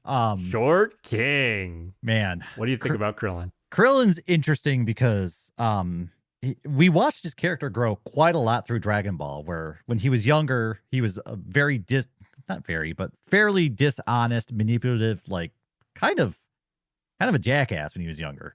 And he grew out of that character and actually developed some backbone and is strong, courageous, all this other stuff. I know he gave up on fighting, but like, why the hell wouldn't you when literally your friends are gods, or at least have the power level of gods? Yeah, I'm gonna go hang up my fighting gloves. I'm gonna go do something else because I'm just a mere human. So I don't blame him for that. He does have the issue of sometimes he doesn't deal with hard news very well, but at the same time, what was it? He was the one charged with telling Chi Chi about Goku's death, and that I don't blame him for having a tough time with that because I think you even have a hard time just swallowing that pill. But he's usually the type who reluctantly goes through whatever needs to get done, even if he's dragging his feet. He's had a decent work ethic most of his life, even though he doesn't have Super Saiyan bloodlines to pump through his veins to power him up. He's funny. He's chill. Good sense of humor. I mean, he lands an android baddie for a friggin' reason. So I think there's a lot of good dateable factors about Krillin. I think his height is actually probably his worst trait. Yeah, man. Like I think both of us like Krillin quite a bit as a character. I think he's pretty high up there as far as dateability for me too, to be honest. He's fun, he's funny, he's strong, he's, relatively good looking, minus maybe the couple of extra feet that he's missing. um like he's available, he's accessible, he feels like grounded and down to earth. He's I think probably some of the worst traits is that yeah, he sometimes he struggles with communication, but it's just because of the situations that he's put into as far as like his need to communicate such hard news. I mean, the way that he treats Android 18, like everything that he does for her despite who she is, and her trying to hurt all of his friends. I mean, maybe there's something to be said about the fact that he was like fell for her, probably presumably only for her looks, but I guess you could say maybe he's empathetic too, in the fact that he's like, they didn't want this situation. The androids did not want to be these killing machines. So he's up there for me, man. I gotta put him pretty damn high. Yeah, for me, I mean, I'm looking at Raccoon and King Kai, and I'm thinking, all right, I think he's more dateable than those two. Now, the question is he a Z tier? And I gotta say, I think he barely makes it in. I think he is a Z tier because I'm really struggling to find flaws with this guy. I mean, he went out and got a normal job to support his family. He has, stood up to monsters that would just crush him, right? Like he's fought against beings that are beyond your comprehension powerful and has stood his ground. He's gone to other planets to like get the Dragon Balls to save his friends. I mean, what hasn't he done? Like, he's somebody who, even though he doesn't want to do the heroic or courageous thing, he does it anyway. And I think that's even more admirable, right? It's more courageous to push through your fear than to not have fear at all. Yeah. Yeah. I know you haven't seen or at least remember some of GT, so I'll say this in vague terms. There's a moment where he protects his family in GT, putting himself at heavy, heavy risk. And that's the sort of person that, like, if I want to date a person, not that I need to be protected, but somebody who has that heart in them, like, that is a Z tier if I've ever seen one. So yeah, I think for sure he's maybe bottom of Z tier, but for sure Z tier. Yeah, I put him bottom of Z tier because he still has his faults, but he works and he fights through them. And I think that shouldn't be held too much against him. Yeah, even those faults are like, it makes him more real, more endearing to me in a lot of ways. So yeah. This next one. So speaking of androids, so 17, right? That's who's 17. Up next? Yeah. Yep. Man, can I say that I think 17 is one of the most monotone sounding characters I've heard in the entire Dragon Ball series, at least, because I listened to the English dub. I feel like there's like no articulation in his voice. It's all the same monotone speech. I think it's intentional, but I get what you mean. When we're talking about dateability, that's not something that you really is desirable. Like, give me some emotion. Like, if that translates into the bedroom, then like it's not going anywhere. That relationship should be broken off. That's a good point. He would not be exciting in the bedroom. We're not doing any fun dirty talk with 17. I will say though, like he's definitely going to be for a particular person. Like, he's got his animal reserve, right? And he focuses in on that. If you're somebody who has a cross of interest with him, I think it would be great. You guys could go out there and you could work towards that animal sanctuary. You guys could build something together, but you have to have that common ground, because I don't think he's establishing anything outside of his own little sphere that he's interested in. I don't think he's somebody who cares about other people. He lives on an island for a reason. Yeah. I don't. I'm trying to think of like positives for him. Like, I really don't have a whole lot. Like, he wants to protect the animals. I think he does want a family, which I guess is a positive. How's he going to get a family when he lives on an island by himself fighting bandits who want to steal animals or something? I forget why they're trying to go to his island, but he fights bandits on his island. It's poachers. They're trying to kill the animals for like their whatever resources or just to get money, basically. But yeah, I don't know. I'm really struggling to come up with positives. I guess a positive is that he didn't try to murder everybody in the modern timeline. Hey, there you go. That's an up. He's good looking. He's not like he doesn't have the buff look that the other characters have. So he's kind of like like a slender, pretty boy sort of look. But yeah, I don't have a lot of positives. He'd be boring in my mind. Yeah, I think I agree. I think for me, I think I put him just right above Boo, just because at least I could have a conversation with him. Whereas Boo, I feel like I'd be talking to like a 3-year-old, and that would be even worse. So it's not great. He's bottom of C tier. He's not going to do anything to actively like harm me or hurt our relationship, or he probably doesn't even care what I do. I could probably do whatever I want. He could find me like doing meth and he'd be like, well, all right, I got to go to my animal sanctuary. Yeah, probably. Yeah, I think that's the perfect place to put him. He's not offensively bad for D tier, but not much better than that. No. Which brings us to his sister in Android 18. What do you think, Dayton? This is a character who you kind of start getting like little droppings of her personality as like you go through Super and some of the timeline past the Cell saga. And there's the one scene I think of in particular is when Krillin's sitting there playing cards and 18's standing behind one of the people he's playing cards against, and she's like trying to eyeball like the cheaty moves to him. That's fun. Like, she's definitely the type who has like a fun personality underneath that kind of serious, like hard look. And she's also a no nonsense type, so which is weird because she's dating Krillin, who tells jokes all the time. Um, I think she's somebody who has that hard ass veneer, but is actually kind of fun underneath. And so, and maybe 18 or maybe 17 is the same way, right? And we just don't get to see that part. So I can't extrapolate that same conclusion to him because with her, we're at least shown it.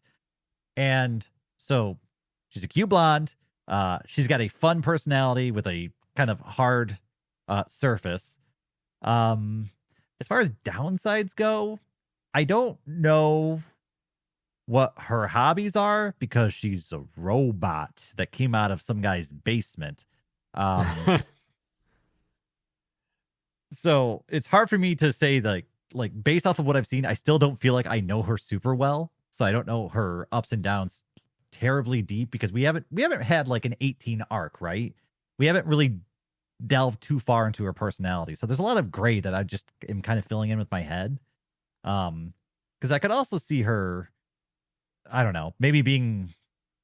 Actually, no, I don't see her being too bad because she's even motivated Krillin to kind of step it up and get his act together, and has been kind of a point of stability in his life in Super. So I don't know. It seems like they've gone out of their way to make her feel like a supportive partner in their relationship, and I think she scores points with that, and she'd be fun. I don't know. I think I give her an A. That last part was one that I kind of forgot about. She does a very good job of supporting Krillin in a way that he needs to be supported and trying to like prop him back up. The one con that I will say that I don't think got brought up is that if you want to talk about materialistic, she is the most materialistic person in the show. Yeah. As in, oh man, she wants that prize money from the tournaments. Like when everybody else leaves the tournament to go fight Majin Buu and to potentially save the world, she stays and fights in that tournament to get the prize money. And then any other time that prize money and tournaments are brought up, she's like, oh, I'm doing it. And Krillin, you're doing it too. See, I think that's ambition. That's a positive to me because I don't think they're very well to do. It seems like they live like in a small house and Krillin's working a job just that way they can get by. I have no problem with her being like, I want some money. I'm sick of this 9 to 5 life. So for me, I consider that ambition. That's a trait. Sure. That's one way to look at it for sure. You said A. I mean, even with that downside, she's up there for me. Like the ways that she supports Krillin is like top notch partner. She's a little bit rough about it, but I want somebody who's going to be honest and blunt with me about that sort of thing. See, So I like it better than the way that Bulma does it, where she berates you and screams at you. 18 is just firm, and I like that. I think yeah, she comes off as like in control and is reading the situation, is kind of inflecting that seriousness of the situation a lot of the time. So I dig it. I think those are all positive traits to me. I gotta agree with you. So we're thinking A tier then. What are we thinking? Is she higher than King Kai or Raccoon? Ooh, that is a great question. Man, these are all kind of tough characters for me to decide on. I think I don't know. Well, let's talk about King Kai first, right? Um I think the thing with her that I might like better than King Kai is that I feel like there's going to be a little bit um more of an adventurous personality with her. She seems like the type who's just kind of down to go and do whatever, right? Whereas King Kai, I never see him leave his planet. And that would probably get boring after a while.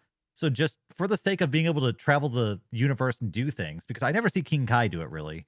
I think I'd put her above King Kai. Oh, man, I kind of would put her above Raccoon too. Because I feel like Raccoon wouldn't be as supportive as she would be in the relationship.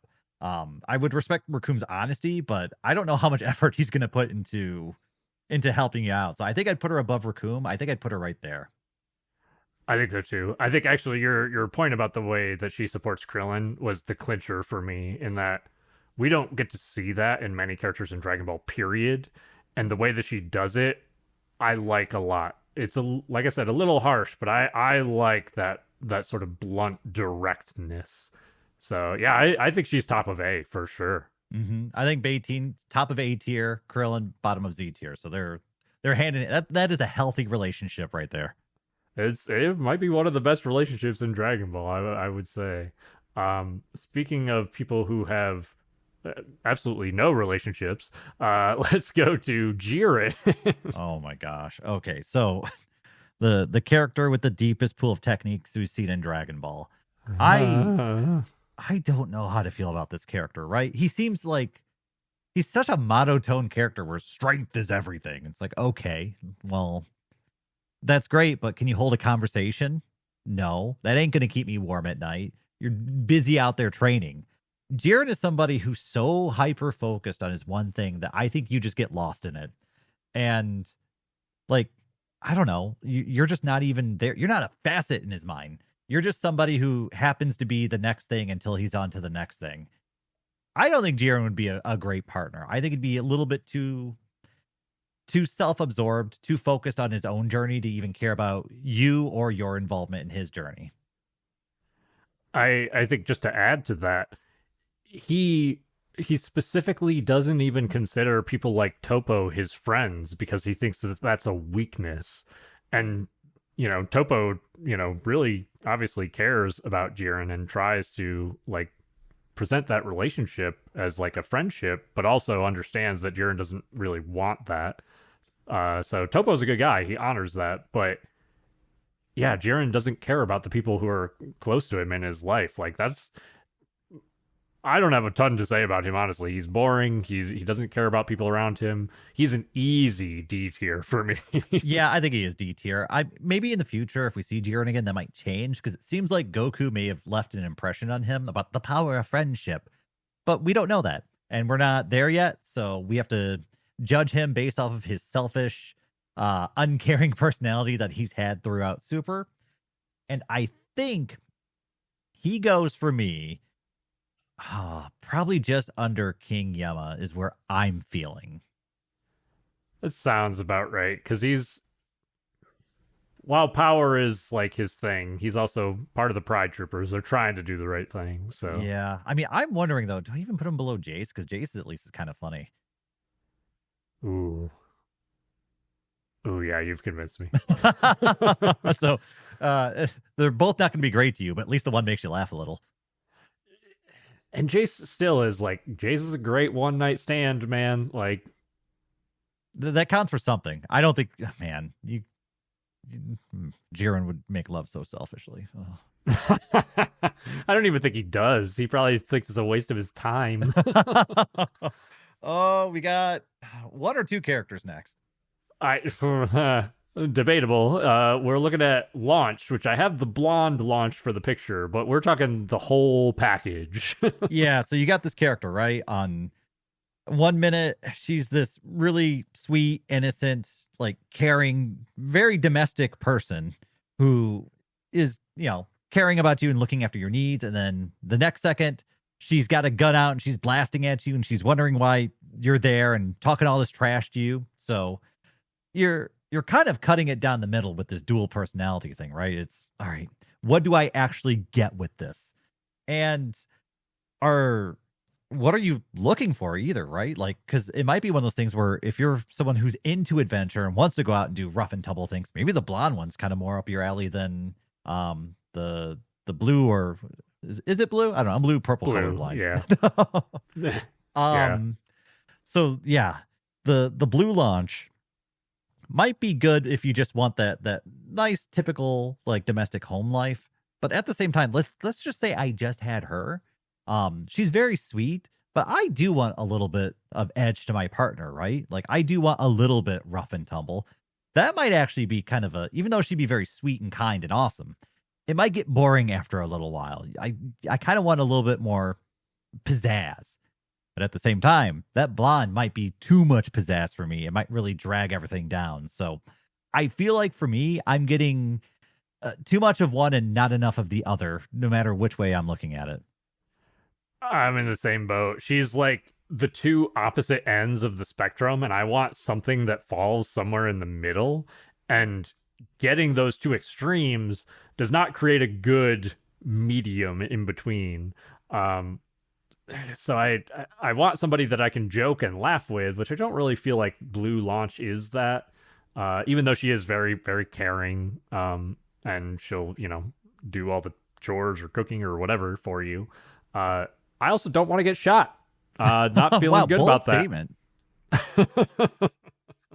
So I would put her pretty low for me. She's got some pros though, so I don't know that she's D tier, maybe C tier. What do you think? Yeah, it's tough. Like, there's at least some semblance of a relationship you could speak of there, but it would not be a stable one. You'd be yanked all over the place with what's going on. I think for her, I think it'd be tough to have a stable relationship. I think I put her somewhere near the Hercule. I think I put her in low C tier. Just because it's she can have a conversation. She's not like Boo. Um, but it's like I think she's more interesting than 17. But I don't. At least with Hercule, you're getting one consistent package. So yeah, I think she goes just Yeah. below Hercule. Just because there's no stability in that relationship. You don't know what the next minute's going to look like. Yeah, Hercule, you at least know what to expect. With Launch, you certainly do not. No. But that's going to bring us over to one of our, well, maybe most stable in the Z era, perhaps. In Piccolo, our big green dad. Yeah, giant bipedal slug. Hell yeah. What are we looking at here? We're looking at somebody with a troubled past, somebody who's no nonsense. Like there's barely a sense of humor with this character. There's a tiny amount, you see a little nod every now and then, but there's not much. This character is mostly business. And once again, this character probably doesn't have appendages. So I know this is gonna be one of those ones where if you're pro genitals, you might not like this guy. But let's assume that you're not pro genitals. Let's assume that you hate genitals. I don't think Piccolo cares to be in a relationship. Like, honestly, I think if you ended up in a relationship with him, I don't think he would tend to it. I think it would be just kind of a whatever thing. I think he'd get bored of it and he's busy doing other stuff. And why am I even here? I think he accidentally ends up in a relationship with you. And then I don't know if he even bothers to tell you that he's left it. Like he just stops being a part of it. And then if you bring it up, he'd be like, yeah, it's over. So I feel like he'd be a very neglectful partner. I don't think he cares to be in a relationship. Most of the time he's saving the world. He's doing it because the world needs saved, not because like he does care about Gohan. But outside of that, I don't think he cares about a lot of the others that much. It's a funny one. Like I kind of would relate it to a relationship with Tien that we talked about, except maybe even worse, because while Tien might have some sort of even just, I don't know, just physical desires, Piccolo doesn't have genitals. Piccolo's asexual. Piccolo has no interest in romance at all. The only types of relationships that we see him really like care about, I mean, he's a friend to people and he will fight to protect people, but he's great as a mentor figure. He's not a great romantic partner in any way, shape, or form. But he is, at least, after he turns over to the good side, he's a good person. So that might keep him out of D tier for me, but not much better than that. Oh, yeah. See, I was looking at that high D, low C, so I'm willing to put him in C. Because like you said, he'll be dad, but he won't be daddy. And I think because he's willing to at least look out for you, we can put him at the bottom of C tier. It's very similar to Boo, right? Where you're kind of in his ring, he's going to protect you, but it's not going to be the most interesting relationship. I think he's better than Boo because he, speaks English at an above third grade level. But I don't think it's much better than that. Like, I think you could argue he's better than 17, but I'm not going to. I think he's just below 17. I would agree. 17 is actively interested in a relationship. We know that from his character. So And we can assume yeah, that he has gens that work. well, we know from 18 that she does. So Well, the doctor presumably, spent all the time on her gens. He didn't get any. it's just like a flat Ken doll on 17. Oh, Poor guy. jeez. All right. Well, anyway, what's the next inappropriate character we're going to joke about? Oh, buddy, this is going to be a fun one. Master Roshi. Yeah, this character's been pretty inappropriate since day one. And even when this show came out, I felt that those jokes were a little overaged. So we've got a pervy old man, and that alone is going to put you pretty low on the dateability scale. It's not going to be fun. He's going to be looking at other people the entire time. He wants attention. He's going to be inappropriate. I think this is going to be a terrible experience. Yeah, there's not a lot of good to say about this. I mean, he's going to be interested in you, but he's not going to be interested for the right reasons. Oh, yeah. It's going to be shallow. It's going to be immature. You're going to feel like just a piece of meat by the time you're done dating him. Yeah. And he's, like you said, he's always going to be, those eyes is going to be wandering. I mean,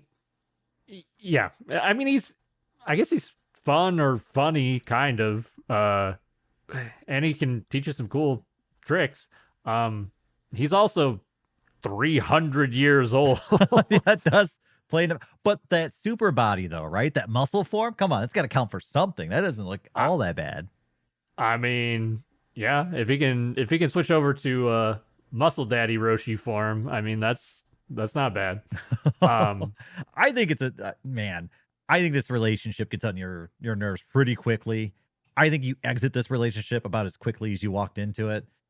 I also think he's somebody who would like cause trust issues in their partner and stuff like that, right? Like I think he's a destructive partner. I think for me, I think I put him in D tier, and I think I put him, man, probably just above Goldo, to be honest. Just above Goldo. Yeah. And I'm open to any arguments putting him anywhere else. I'm just trying to think compared to the people that like above him in D in that range. I'm trying to think of like, man, it's hard because when he's like being a master, I like him a lot. Like he's a great mentor. He does a lot for Goku, but that doesn't say much for dating him. So it's hard to really. I think you're right. I think that's probably where he belongs, is below Burger and above Goldo. Yeah, I mean, like he's gonna make you laugh, but those laughs are gonna dry out when you're just like, hey, you're like looking at other people. Hey, I'm right here. What? Oh my gosh, I'm out of here. Yeah, and you're never going to be able to go within 500 yards of a elementary school ever again. Nope. He's a mess. Oh gosh, sorry, Roshi. We love you, but we don't love you in this way. No, definitely not. Speaking of people who look like children, Chaozu is our next one. Pass. That is a I was going to say a hard D, but that's not exactly the way that I want to say that. You do not give him the hard D. You do not. No. He is definitely D tier. I don't even know what to say about him. He looks like a child. I'm sure not he's going to talk about age. dating the 5-year-old looking character at all. I just put him at the bottom of D tier, undateable. You cannot date that. If you think about dating that, or if you've thought about dating that, then go seek help. You need help. Please do not date that. Yeah, Chaozu's D. Done. Moving on. Now we're moving into Daima territory. We've got Gorillo or Glorio. Mr. Gorillo. Gorilla Magilla. He's a character who, I mean, he doesn't talk a lot. Kind of keeps everything to himself. Kind of been manipulated his whole life, but who hasn't? I don't know, man. Like, I feel like he wouldn't be.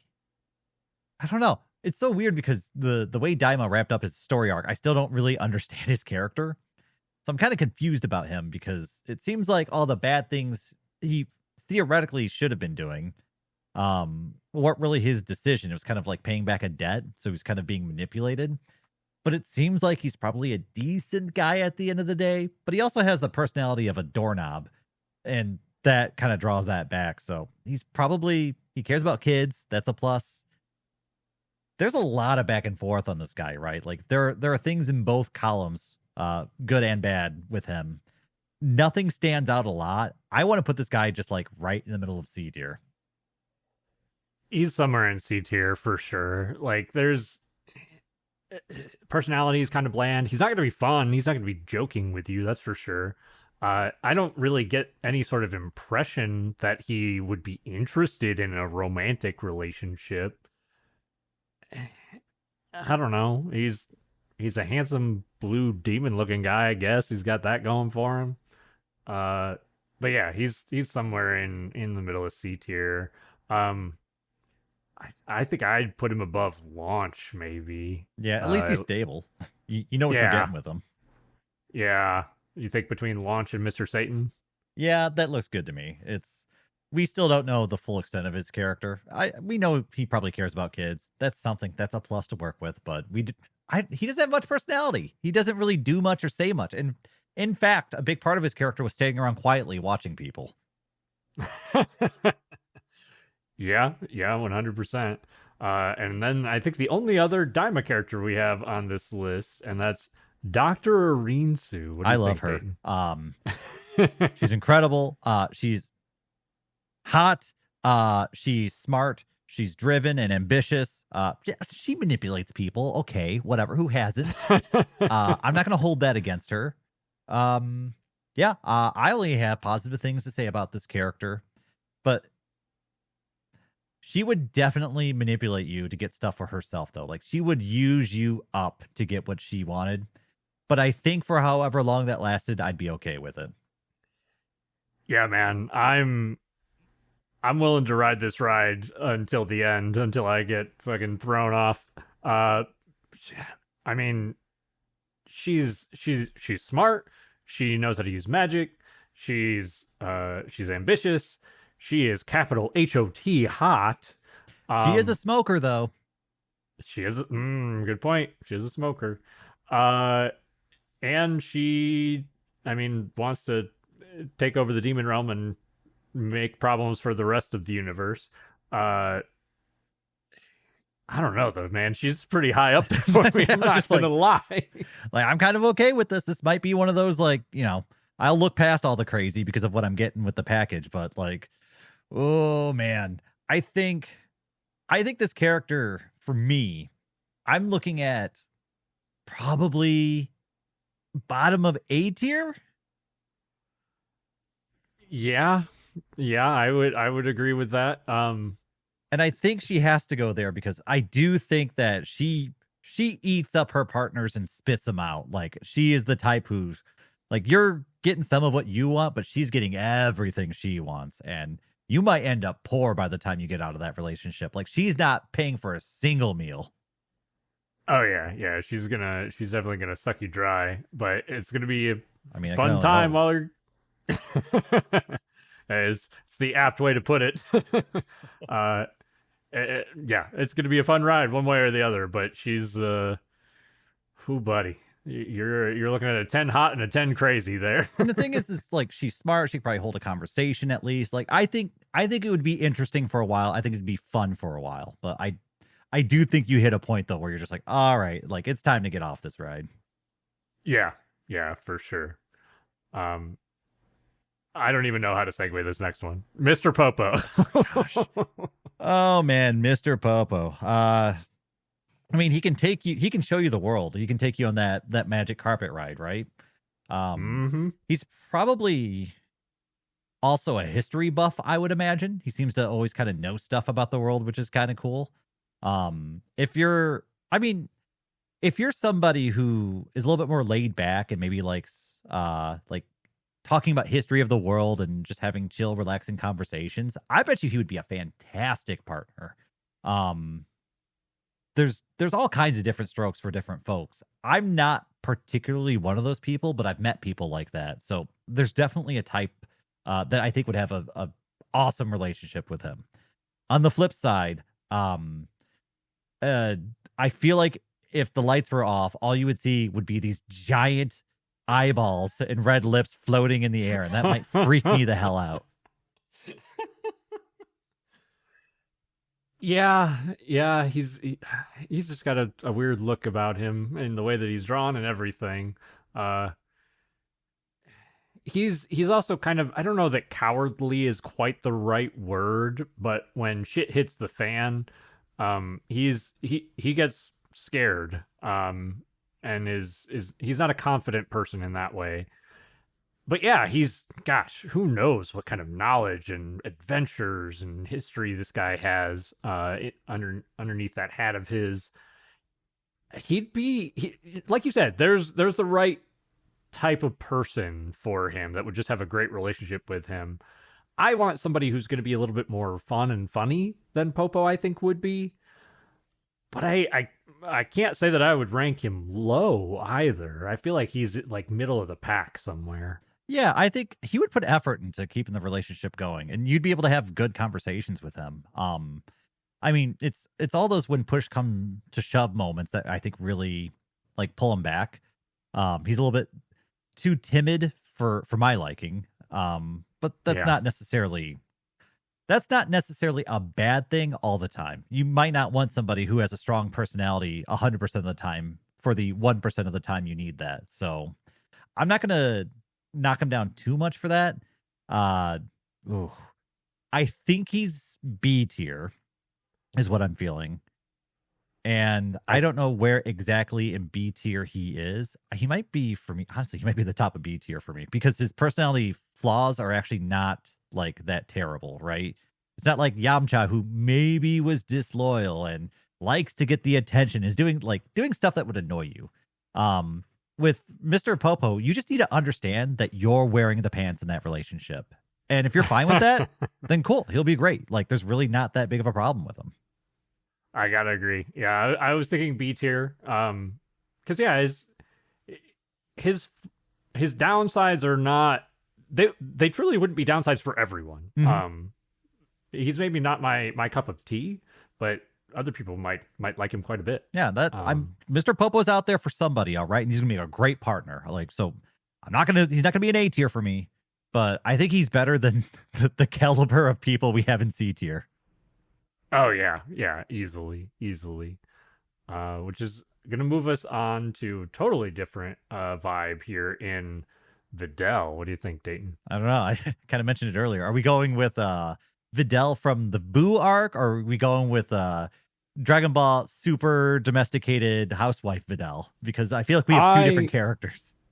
I want to go with the Videl that is actually a character and not the fucking paper cutout in Super. Yeah, that's the thing is she was a fighter, a warrior, brave, courageous, fiery, all these different things in the Boo arc. And then she meets Gohan. They're just like, how about we just be none of those things? How about we just look after the kids and make dinner? Like, I don't know what happened. Like, she must have had a lobotomy at some point because she's such a different character than the one that we were first introduced to.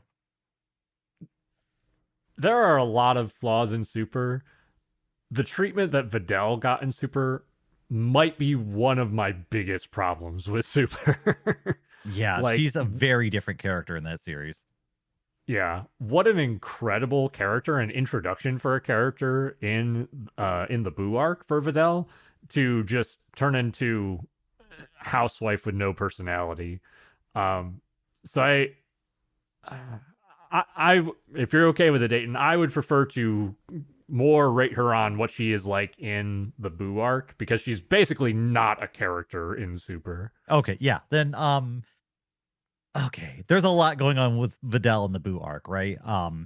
For one, she's a character that's trying to live up to the shadow of her father, Mr. Satan. So she's very driven and she's very focused. And on top of that, it feels like she's the type of character who wants somebody who can keep up with her. She's not really interested in somebody who's like I don't know, kind of boring compared to her.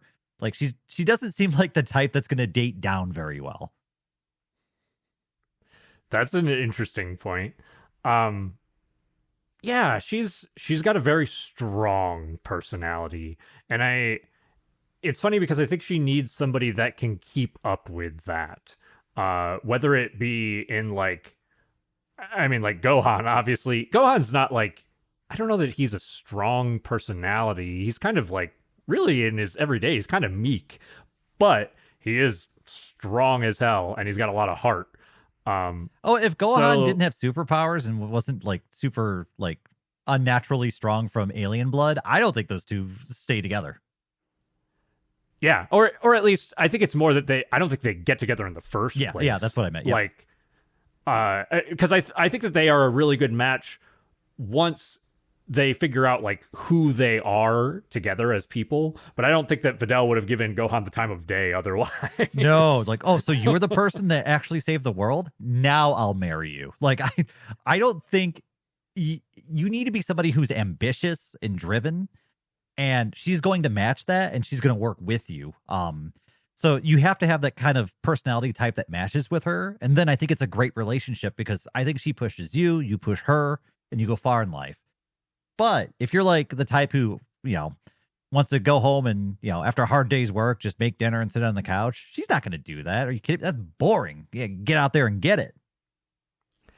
It's why I like her character so much. And I like you mentioned that she likes Gohan, kind of after figuring out like, oh, you are strong, you saved the world, whatever. I don't think that that's. I want to point out that I don't think that's a negative about her character, or well, I guess it depends for personal preference. But for me, it's not a negative. I don't think that makes her shallow. I think that makes her ambitious and like a go-getter, a hard worker, and she wants somebody who is going to match her in those traits. Oh, absolutely. I mean, for me, it's more of just compatible personalities, right? And I think the scope of people who are compatible with somebody like Videl is actually fairly narrow. So there aren't a lot of people that I think could keep up with Videl's lifestyle and her strong personality. But the people who fit into that purview, I think, do great with her. I don't think she's dateable for a lot of people, but I think she's very dateable for a few people. Yeah, I could see that. For me, I don't even know that I would have the right personality to like you're saying, like she wants, but I like a lot of her traits. I like a lot about her. She's a little rough around the edges. She's got a little bit of like pride and ego. But deep down, she's a very good person. She's a very caring person. And you can see that in the way that she interacts with Gohan. Yeah, for me personally, I think I would rate her pretty high. There's a lot there that I like about her. Oh, I think so too. And she's the type who I think probably would put a boot in your ass to get you back up and moving if you were ever kind of down or sliding backwards. Yes. I think she'd be great in a relationship, but like I said, it's going to be an active relationship. It's going to be one that you keep up with and keep moving like you're extremely focused on moving forward with whatever ambitions you're pursuing, right? She's not going to sit by and watch you slack off and take a break and slide backwards. Like we're moving forward. We're going to do stuff. Like I need someone who's as driven as I am. Yeah. And that's all. That's neither. It's probably mostly a good thing, but for some people it might be a bad thing who just want to like chill out and have a good time and have a relax. Some people, this might blow your mind, like to just like relax with their partner and go out and see movies and do fun things. Yeah, that's totally fair. Let's see if we can figure out a spot to put her. For me, I'm somewhere in that A range. She's like a high pick for me. What do you think? You know what? I think when I was looking at her, I was thinking high B, low A, somewhere in there. So okay. I think A tier. Man, for me, it's just like, but that Dr. Arinsu though, she's probably better than Dr. Arinsu. Yeah. Is she better than King Kai? Probably better than King. Maybe middle of A tier. Actually, maybe better than Raccoon too. See, that's yeah. I'm thinking maybe better than Raccoon. I don't think she's better than 18. I don't think so either, and for a couple of reasons. One, we don't really get to see how her character realistically would have matured. So I don't. It's hard for me to judge. Yeah. How she would have become, just because I'm aware of kind of the maybe the faults in her over ambition to achieve her goals. Like when she was out saving the world and fighting crime, there were a few moments where I believe Great Saiyan Man had to step in and kind of save her bacon. Oh yeah. So there's probably maybe a little bit too much ambition that might need to get under control. Whereas like 18, I think would push you, but also you could go out and just like have a chill evening together. And I kind of like that a little bit more than just go all the time. Yeah, yeah. I think Videl could be like fun and funny, but she's more serious than she is like funny. And 18's got a lot of character, got a lot of fun, funny, joking vibes to her. Yeah, and like I said, I think Videl's hamstringed by not getting good writing. Fucking super.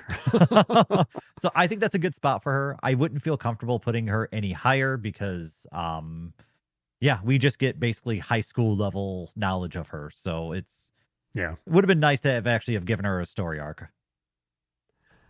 I agree. But we go from probably the worst thing in Super to arguably the best part of Super. That is Beerus. Oh God, Beerus. Okay. So you're dating Beerus, right? I mean, he's the type I kind of get. If you're dating him, I feel like he'd almost kind of be a paper tiger, where I feel like he'd be the type who would act tough in your relationship and try and influence you to do stuff. But if you like actually pushed back, I feel like he would fold and bend. He seems like the type who likes to have that persona of the in charge, I'm the big guy sort of thing. But then you see the way he acts around like the Xenos, actually the way everybody acts around the Xenos. So maybe it's not like that. But if he's dating you, I'm assuming he cares about you. The way he acts around Chilai is actually a good example, though, kind of along the lines of what you're talking about, in that when Chilai wants something, he's like, oh, yeah, I'll go get it. Don't worry about it. I got it. Yeah, so there's definitely some paper tiger part to it.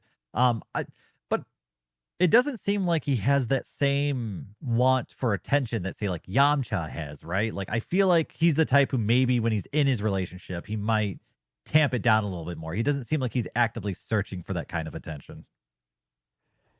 Yeah, it's tricky because he's so like he is very I don't want to say proud or egotistical, very confident. There's a lot of bravado, which I mean he's a god. He's the god of destruction. Like you should have a lot of bravado and confidence in that position.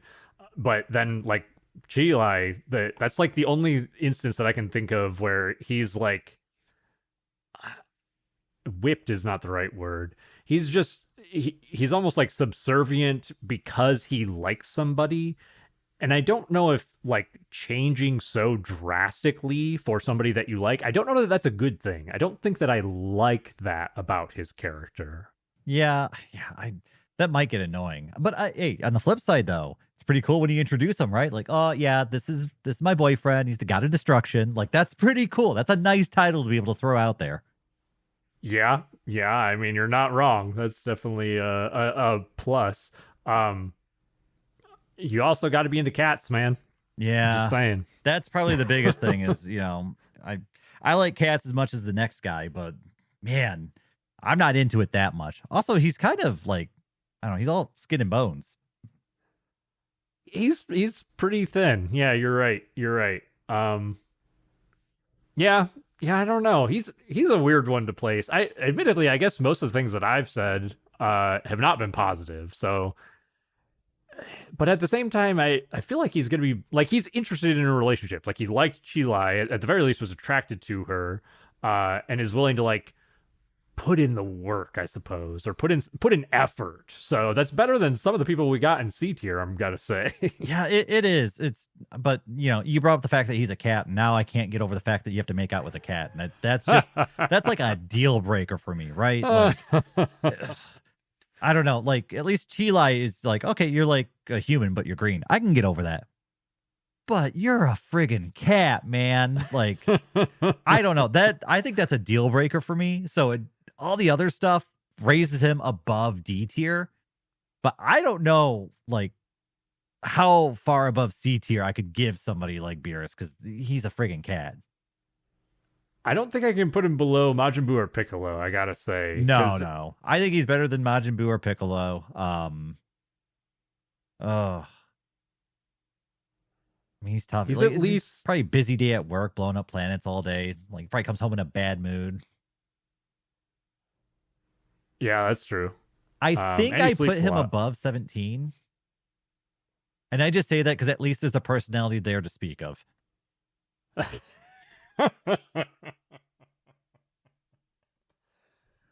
I think I could see that as a valid spot because yeah, a lot of the stuff I had to say was negative, but he's more interested in a relationship than Boo or Piccolo at the very least. But I mean, if he's not a cat, I think he goes to the bottom of B tier for me. I could see that. Admittedly, C tier, even though Goku and Vegeta are in the C tier, it's not people I really want to have a relationship with. C tier is not a great place to be. Like, C tier is definitely the I can fix him tier. Yeah, that's about it. Which moves us to maybe the number one thing that came out of Super, maybe even above Beerus. That's Whis. Oh my god. What do you think? Yeah, this is the relationship where like you wonder how you got into it. Like, you're definitely dating up in this one. Like, he's a literal angel. I also think they made an effort to make the angels kind of attractive to all sexes. So like everyone wants what you've got. You've got the ultimate dish here.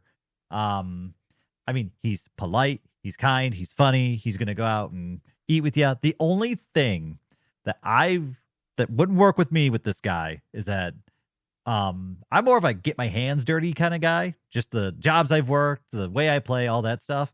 Whis seems like he's a little prissy, right? Like oh, like I don't want to do things that get me dirty, and I'm just like, oh no, I want to go play in the mud. Like, can't we go play in the mud? I think just personality wise, I think we great against each other just because we're interested in different things. But as far as just like general dateability, I think a lot of people out there would give it all up for somebody like Whis. I mean, yeah, he's tall, he's hot, he's got power, he's well spoken, he's smart, like he's a foodie. He'll take you out to all the best places to eat. There's I don't know, man. There's not a lot of downsides outside of like personal for God. preference. His dad's like a manager that works like above him. Like, he's like really well entrenched into a good gig. Yeah. I think for me, the one thing that I would not like is that he's not exactly omniscient, but I feel like it would be hard to connect and relate to somebody in his position of power. Like, he seems kind of isolationist almost. I don't know that he would be interested in a relationship. Like, imagine how many beings he's spoken to over the many aeons he's lived, and now you're just another one of those like babies having a conversation with him. Like, you would probably be so boring to him. Yes. And that's I think the tricky part, like the sticking point for me. If not for that, he'd almost be an instant Z tier.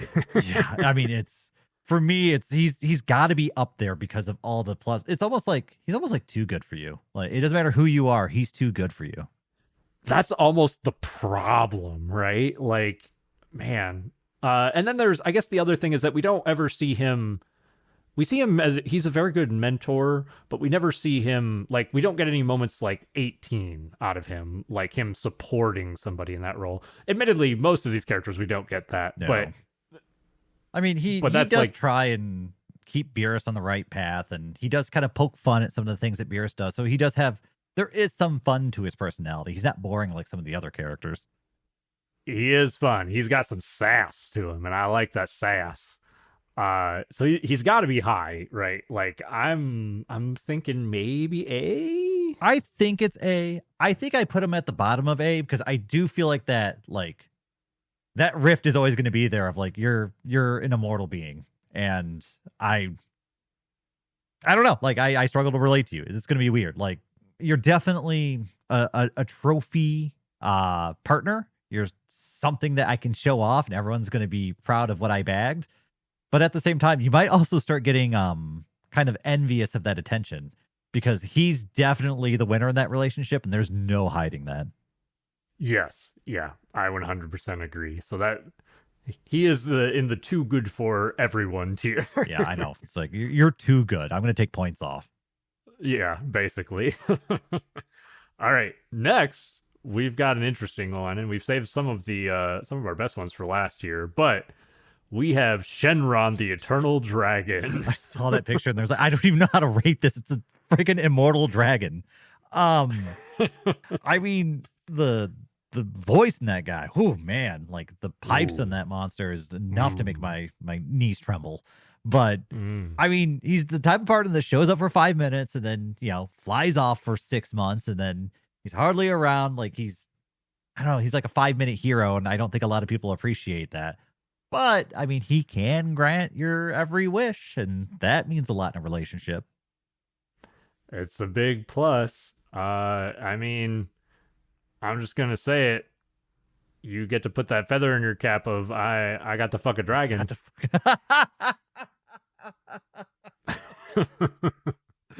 Oh man. Okay. I don't think this speaks a lot to dateability, but yes, you do get that notch in your belt.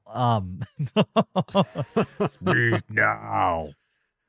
Oh, that voice, man. I mean, so good. The thing is, he can't keep it together very long though. Like you gotta go to work if you're gonna make sure you accomplish that. Yeah, that's true. You're not gonna be going on a candlelit dinner with Shenron because he's gonna be like, make your wish.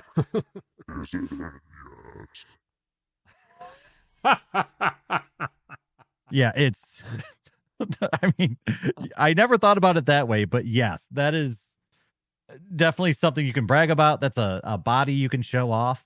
I don't know how that, I don't think there's a relationship there though. I think you get in, you do your deed, and that whole thing's over.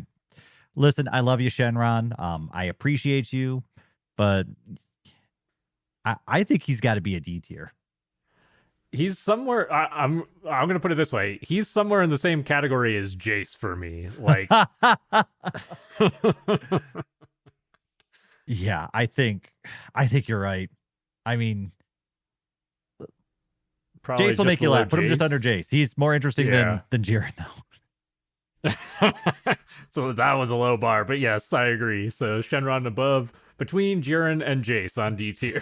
Yeah, that dragon is mounted in D tier. All right.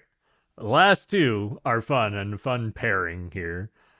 So we've got another green borderline immortal entity in Perfect Cell.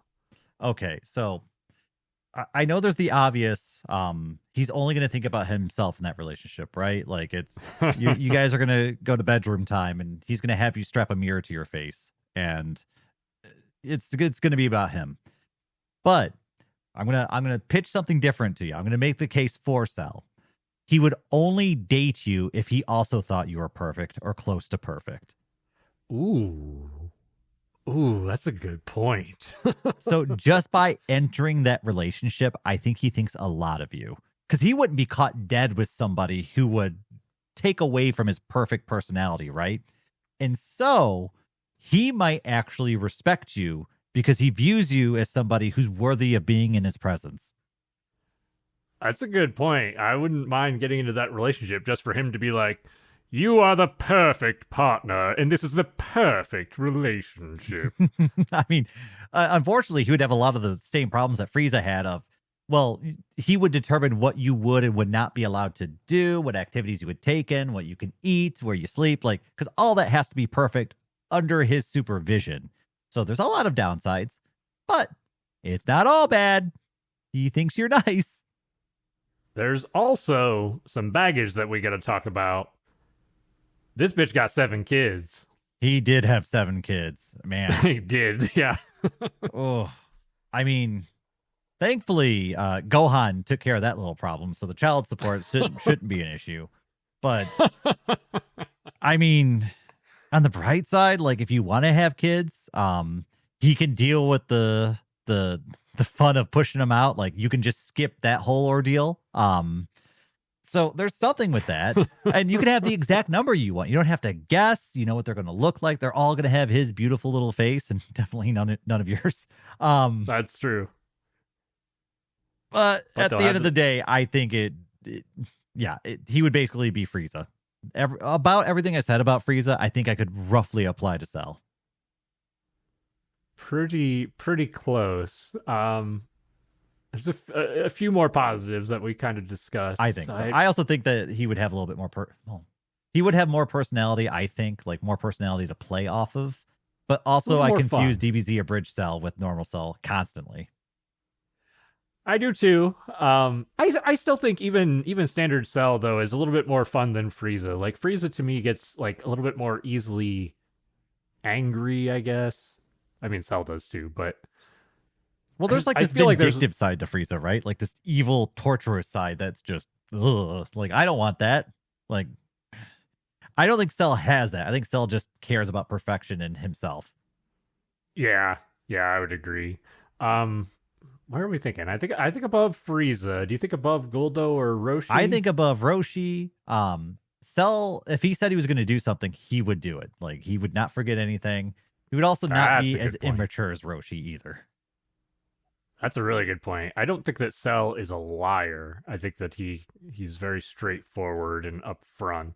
I think Cell is just below Jace. Just below Jace? And I say that because I think Jace has some personality that would make you laugh. I think Cell has some personality that would make you laugh. But I think Jace is probably a little bit more charming than Cell. So I put him up there because he does have some personality. A lot of the D tier is just, how is your personality? Because you're probably actually terrible. Yeah, you're not wrong about that. Yeah, I could see that. It does split up our perfect little Jason Shenron one night stands, but I mean, not every one night stand is the same, so it's important that we split that up. That's fair. Which brings us to our very last character on this list, and I think certainly some people's favorite, Gohan. And we're talking like adult Gohan, so at least from like high school onward. Well, I would hope so. How about beyond high school? How about just out of high school onward? Yes. So he's of age. Gohan's interesting, right? Because big heart, big care, he's got all these good traits that you would want in basically like the hero of any show. He should have been the hero of Dragon Ball Z at some point longer than like 5 seconds.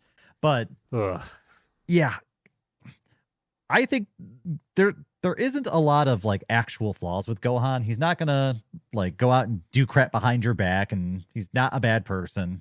My couple critiques with Gohan is one, I think he would be kind of boring in a relationship. Like when him and Videl were left to just like do whatever they wanted in peaceful years, he just like studied at school and did like professor stuff or something. He just like did book stuff. And that's great. That's great for a nice, stable like household. But I want a little bit more rough and tumble than that. I want someone who's gonna, I don't know, keep things fresh and moving forward. And I feel like Gohan would be great, but I think he'd get boring after a while. That's a good point. I could definitely see that. He is immediately in my mind like very high on the list because he's generally reliable. He's very honest. He's caring. I mean, some might argue about his status as a father. He's a hard worker. I think he struggles to balance his priorities. He's bad at time management. But I think that he's an overall good person who cares about the people around him. And that is a very good trait to have in a partner. But yes, I also agree that there's not a lot of comedy with this guy. There's not a lot of like sass or banter. Like you're not getting that same sort of banter that you're getting out of like an 18 with Gohan. So I think he's high, but maybe not that high. Yeah, I mean, for me, it's like he's bare minimum B tier. Like that's the lowest I would ever Minimum. consider putting Gohan. It's just how far above that is he? It's like, well, I think with the Z tier, you get all the good traits that Gohan has, but you also get like some fun personality quirks with it too. Something that makes them like you're an interesting character and you're like a decent human being. And so I want those two things where it's fresh and fun and you're a good person. Gohan, I think, has a lot of the good people qualities, like everything that you would check off on a box that you would like want in a stable relationship. He's got, but I just need that extra spice. Like this is such a good combination of things, but I wish it was more fun. So for me, I think he's somewhere in A tier, and I think he's near the bottom of A tier. He's so I'll say we've got Popo at the top of B. I think he's better than Popo, so I think that puts him in A tier for sure. Um, you think towards the bottom of A tier, so then that is kind of like, uh, is he better than Whis or Rinsu? I think, let's see here. Well, I think 18 Videl, Raccoon, and King Kai are all more fun than Gohan. So I True. don't think he surpasses any of them. So I think he's right there in the Arinsu Whis conversation. I just can't figure out where amongst there he lands. So, as much as I really like Dr. Rinsu, Gohan's much more reliable. I will say that. Rinsu's certainly more fun. Um, oh man, that's hard.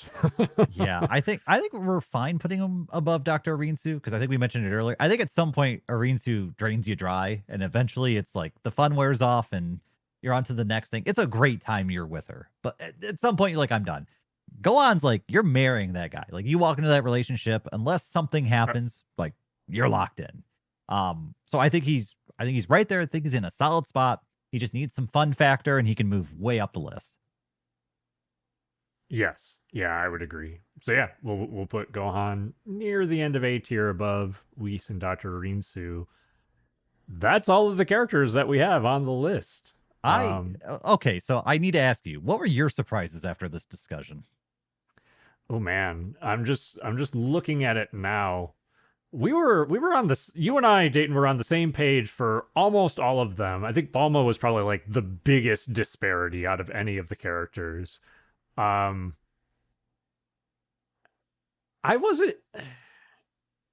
I thought that Goku and Vegeta were going to be like mid to low.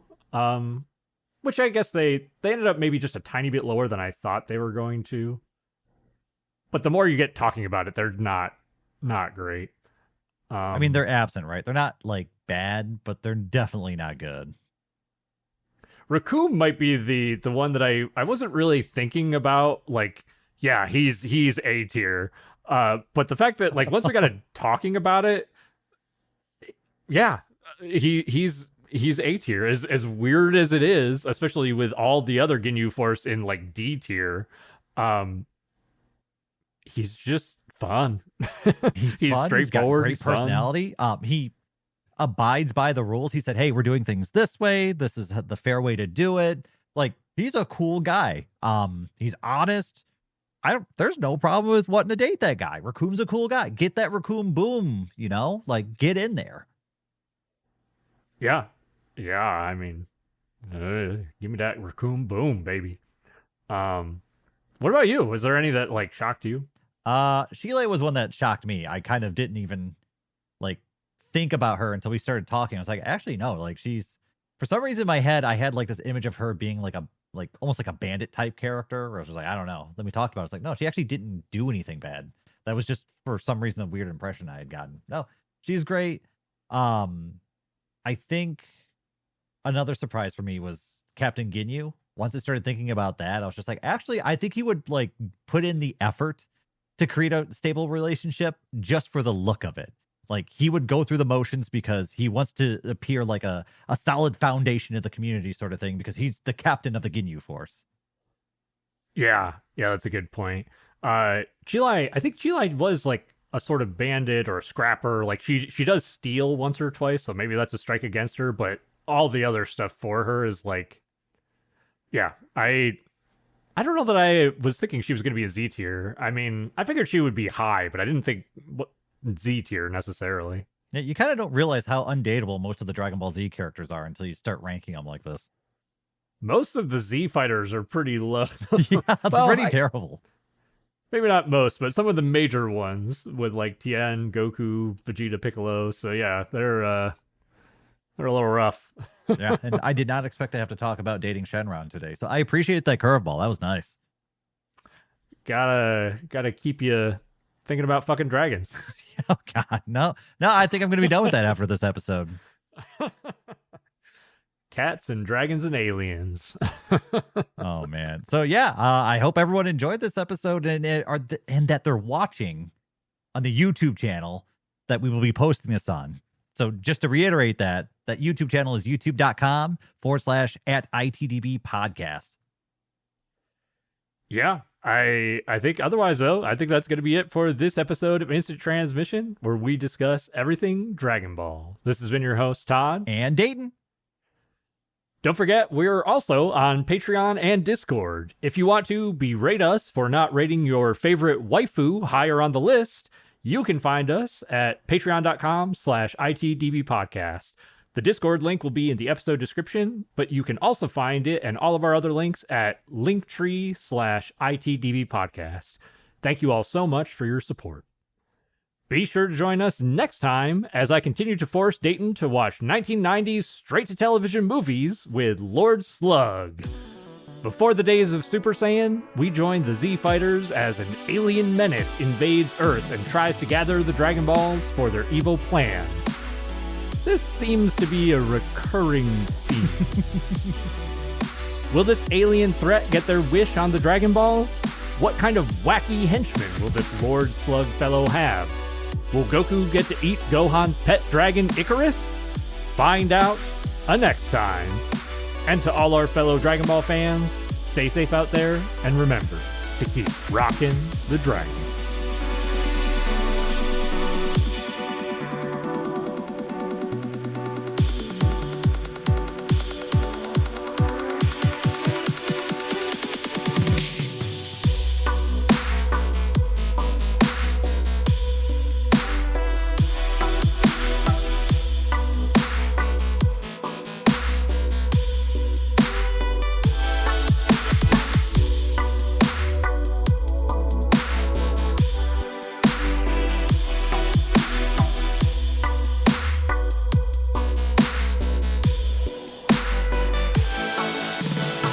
Bro, we didn't do Pilaf. Oh, shit. Let's re-record the whole thing. Yep, go back to start. Delete it.